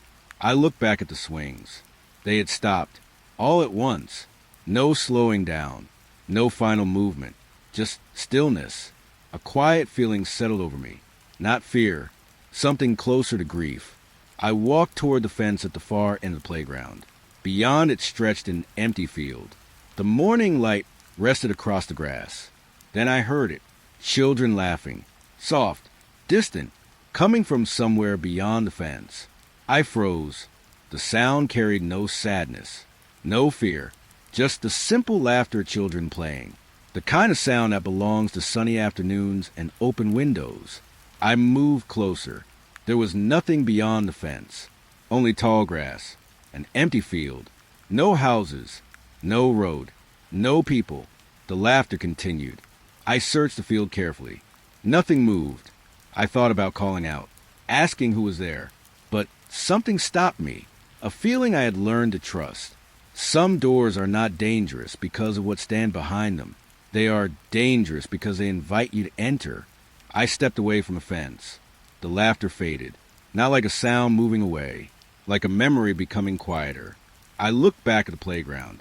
The swings were moving again, slowly, silently. The gate behind me began to close. There was no wind. No one touched it. It simply swung inward. I walked toward it, not quickly, not with panic, just enough to reach it before it shut. But the distance seemed longer than before. The gate moved slowly, giving me time, almost as though it wanted me to decide. I stopped. For a moment, I thought about forcing it open, holding it there, proving that I still had control over something. Then I noticed the ground near the entrance. Fresh footprints, small ones, leading from the playground toward the gate. They ended exactly where I stood. I looked back. The playground was empty. The swings had stopped again. The gate closed with a soft click. I remained outside. The morning stayed quiet around me. The distribution center stood silent. The field beyond the fence stretched empty beneath the pale sky. I returned to my car and drove away without looking back. Later that evening, I passed a playground near my apartment. A normal one. Children laughing. Parents talking. Swings moving with the sound of chains. I slowed down. For a few seconds, I watched. Then I noticed something strange. One empty swing at the far end was moving silently. No child sitting there. No wind touching it. Just moving gently back and forth. I kept driving. Some memories are meant to be kept. Others are meant to remain where you found them. I spent the next month trying to stay away from abandoned places. I changed my routes. I avoided old roads. I stopped following anything that felt unusual. For the first time in a long while, I believed I had finally learned the rules. Do not search. Do not investigate. Do not look too closely. The strange things became quieter when I stopped paying attention. Or at least, I thought they did. A few weeks later, I packed my car and left town. No reason. No plan. I simply wanted distance. The kind of distance that comes from driving until familiar streets become unfamiliar ones. I headed north through small towns I had never visited. Places with different names, different landscapes, different people. The farther I went, the lighter I felt. For the first time in months, I wasn't looking over my shoulder. I stopped at a roadside diner near sunset. The town was small. A few houses, a gas station, a grocery store with faded signs in the windows. I ordered coffee and sat near the front window. The waitress asked if I was passing through. I told her I was. She smiled. Most people don't stay long. I assumed she meant the town was quiet. I didn't ask. After dinner, I drove to a small motel nearby. The sign outside flickered weakly. The room was simple, clean, ordinary. I slept better than I had in weeks. The next morning, I walked outside expecting to see a place I had never known. Instead, I saw the warehouse. Not the exact building, not the same street, but the same shape, the same empty windows, the same quiet feeling. I stood beside my car, staring. A large abandoned warehouse sat across the road from the motel. Behind it stretched an empty field. A narrow fence separated the property from the highway. My first thought was that I had somehow driven back, that I had taken a wrong turn without noticing. But the motel sign behind me had a different name. The road signs were different. The town was different. Everything was different, except the building. I walked across the street, slowly. The morning air carried the scent of burning wood. Not smoke, not a fire nearby, just a faint smell of old wood that had been touched by flame long ago. It reminded me of winter evenings from my childhood when my father lit the fireplace after the first cold night of the year. He always kept the room quiet afterward. He said some moments didn't need conversation. I stood at the fence. The warehouse waited beyond it. No broken signs. No warnings. Nothing explaining why it looked familiar. I took out my phone. Opened a map. The building wasn't there. The property was listed as empty land. I refreshed the page. The same result. I searched the town records. Nothing. No warehouse. No abandoned structure. Just an empty field. I looked up again. The building remained. A man walking his dog passed on the sidewalk. I stopped him. Do you know what that building used to be? He looked where I was pointing. His expression changed slightly. Used to be? He smiled. That's always been there. The word stayed with me. I asked another person later. Then another. Everyone gave the same answer. The warehouse had always existed. Nobody remembered construction. Nobody remembered it closing. It simply belonged there. Like a tree. Like a road. Like something that had been part of the town before anyone living there arrived. That evening, I returned to motel. I sat near the window, watching the warehouse across the street. The lights remained off. The windows remained dark. I waited for something to happen. Nothing did. And somehow, that felt worse. The next morning, the building was gone. Not damaged. Not demolished. Gone. The empty field stretched behind the fence. No foundation. No debris. No sign that anything had ever stood there. I should have felt relieved. Instead, I felt the same strange emptiness I had felt when the bridge footsteps stopped. Something had not disappeared. It had simply moved somewhere else. I checked out of the motel. Before leaving town, I stopped at a small gas station. The cashier looked at me for a long moment. Then his eyes moved to the back seat of my car. I turned. Nothing was there. Have we met? He asked. No. He frowned. That's strange. I waited. He looked toward the road. Then back at me. I had a dream about you last night. I didn't answer. He continued. You were standing outside that old building. My hands tightened around the car keys. What building? He looked confused. The one that follows you. The words landed softly. Not like a warning. Like a fact. I left without buying anything. The road ahead stretched for miles. I drove until the town disappeared behind me. Until the fields became forests. Until the buildings became nothing but distant memories. I thought I had finally escaped. Then, near sunset, I passed through another small town. Another road. Another empty street. And there it was. The warehouse. Standing beside the highway. Waiting beneath a sky turning orange. I didn't stop. I didn't slow down. But as I passed, someone stepped into the second floor window. A dark figure. For the first time, it lifted one hand. Not waving. Not calling. Just acknowledging that it had found me again. I kept driving. My hands remained steady on the wheel. Because deep inside, I already knew the truth. I wasn't discovering these places anymore. They were revealing where I belonged. I stopped pretending the warehouse was something I could escape. That realization didn't arrive with fear. It arrived quietly, almost like remembering a song I had forgotten. For months, I had been running from empty buildings, strange roads, and impossible places that appeared only when they wanted to be found. But every road eventually curved back. Every town carried the same silent structure. Every reflection showed the same windows. I had spent so much time asking where the warehouse was. I never asked why it kept appearing. That question stayed with me until I found the badge. It happened on a cold evening near the end of winter. I had returned to the original warehouse district one final time. Not because I was searching, because I needed to understand. The building stood exactly where it had always stood. The same broken signs. The same empty loading dock. The same second-floor window that first pulled me into everything. I parked nearby and sat inside the car for almost an hour. No rain. No strange sounds. No unusual lights. Just an abandoned warehouse beneath a fading sky. Eventually, I stepped out. The front entrance opened easily, almost too easily. Inside, the building felt different, not unfamiliar. That was the part one couldn't explain. Every hallway felt like a place I had walked through before. Every doorway seemed to wait for me. The floors carried old marks from years of use. The walls held faded paint. Nothing moved. Nothing called out. I walked deeper inside, past the old break room, past the empty offices, past the elevator that had once opened onto impossible floors. The farther I went, the less it felt like exploring. It felt like returning.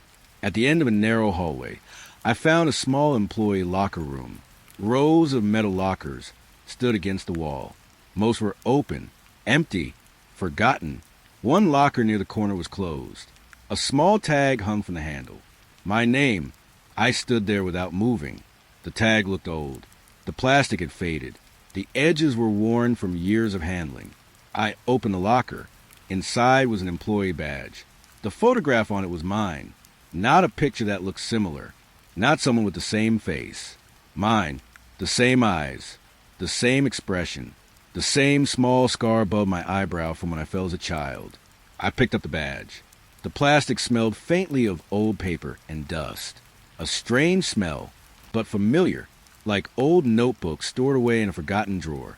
The information printed beneath the photograph was simple. My name, employee number, night shift, no start date, no end date, only one line beneath everything else. Assigned, second floor. I lowered the badge. The hallway lights flickered, not all at once, one after another, the way they had in the archive, the way they had in places where the building seemed to notice me. I looked back toward the entrance. The distance felt longer. The hallway stretched farther than it should have. I walked. The lockers passed slowly beside me. But every few steps, something changed. A different hallway, a different wall, a different memory. I passed the break room. The same long table. The same chairs facing the empty corner. I passed the freight elevator. The doors opened, then closed, without anyone inside. I passed the loading dock. The crates were there again. Hundreds of them, each carrying today's date. I stopped. The date printed on every wooden surface was the same. The current day. I checked my phone. The time was moving backward. Not quickly, only a minute at a time. I watched the numbers change, then reset, again and again. The warehouse was repeating, not around me, through me. I walked upstairs. The second floor waited exactly as I remembered. The window was at the end of the hallway, the one that started everything. I approached it slowly. Outside, the road stretched beneath the evening sky. A car passed below. For a moment, I imagined being that person, driving by, seeing a faint light in an abandoned building, wondering who was standing there. Then I noticed something on the glass. A reflection, not mine, a figure standing behind me. I didn't turn around. I already knew. Some answers are easier to accept when they remain unseen. The figure moved closer in the reflection, not threatening, not chasing, simply waiting, like it had been waiting for months, maybe years. I looked down at the badge in my hand. The photograph had changed. The image was no longer me standing alone. It showed the warehouse hallway, the second floor window, and a figure standing there, watching. I placed the badge into my pocket. Then I heard the front doors below. A sound, a visitor arriving, someone entering the building for the first time. I wanted to warn them. I wanted to run downstairs. I wanted to prove I still had a choice. But my feet remained where they were, because I understood something then. Everyone who found this place believed they were investigating it. Everyone believed they were different. Everyone thought they would leave. The warehouse didn't keep people by force. It only waited until they stopped fighting where they were meant to be. The hallway lights faded one by one. The second floor window remained bright. I stepped closer. The glass reflected the empty hallway behind me. No figure, no movement, only me. For the first time in months, the reflection looked exactly right. I almost felt relieved. Then the lights went out. Complete darkness surrounded me. A quiet sound came from the hallway. A door closing. Not loudly, not violently, just a gentle click, of something finally settling into place. When the lights returned, the hallway was empty, and the employee badge in my pocket had a new line printed beneath my name. Current shift, tonight. I used to think the first window was where everything began. The second floor window of the old furniture warehouse. The one glowing after midnight. The one that pulled my attention every night as I drove past. For months, I believed that was the moment my life changed. But standing there again, I understood something different. The window was never the beginning. It was the invitation. The final night arrived quietly. No storm, no strange weather, no warning. Just a cold evening with an empty road and a warehouse waiting beneath a dark sky. I sat inside my car across from the building for nearly an hour. The engine was off. My hands rested on the steering wheel. I watched the second floor window. It was dark. For the first time since I discovered it, there was no light behind the glass. Part of me expected relief. Instead, I felt something closer to sadness. A strange sadness for a place that had taken so much from me, and somehow given something back.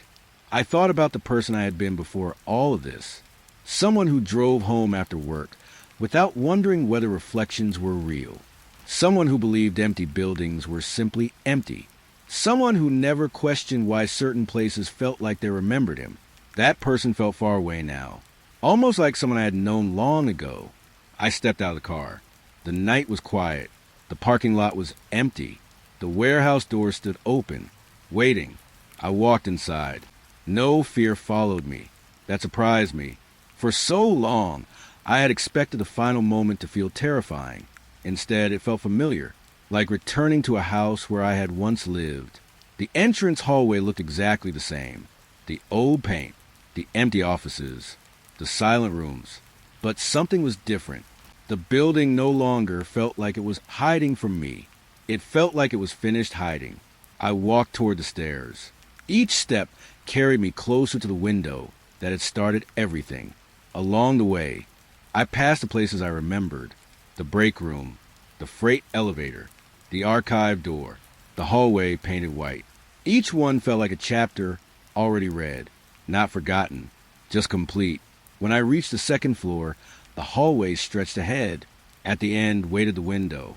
The glass glowed faintly now, not with a light from inside, with the reflection of the moon outside. I walked closer. The room beyond the glass was empty. A small office, a wooden chair, a desk, nothing else. No figure, no explanation. I opened the door. The room smelled of untouched air and aging timber. The scent reminded me of old houses my father and I explored when I was younger. Empty places that held the shape of lives no longer there. He always treated those rooms carefully, like someone might still be listening. I stepped inside. The door closed behind me. Not locked, just closed. I looked around. The walls were bare. The floor was clean. A single chair faced the window. I sat down. For the first time, I saw the warehouse from the same place the figure had always stood. The road below, the passing cars, the people who noticed nothing. I imagined all those nights, all those drivers, all those moments when someone looked up and wondered who was inside. A soft sound came from behind me, a footstep. I didn't turn around, not because I was afraid, because I already knew. The figure was there, the same presence that had appeared in photographs, mirrors, windows, every impossible place. I watched the reflection in the glass. Two shapes stood in the room, me and someone behind me. The figure never moved closer, never reached out, never spoke. After everything, it didn't need to. I finally understood. It had never been chasing me. It had been waiting for someone who would keep looking, someone who would follow every unanswered question, someone who would eventually understand the role waiting at the end. The window, the light, the watcher, the person who noticed. My reflection stared back from the glass, older than before, tired, but calm. I thought about leaving. I truly did. The door was behind me. The hallway waited outside. The road was still there. A normal life might have been waiting somewhere beyond the parking lot. But I knew something. The warehouse didn't need chains. It didn't need locked doors. It only needed someone who understood. I stood. The figure behind me remained silent. I moved toward the window. Outside, headlights appeared on the road below.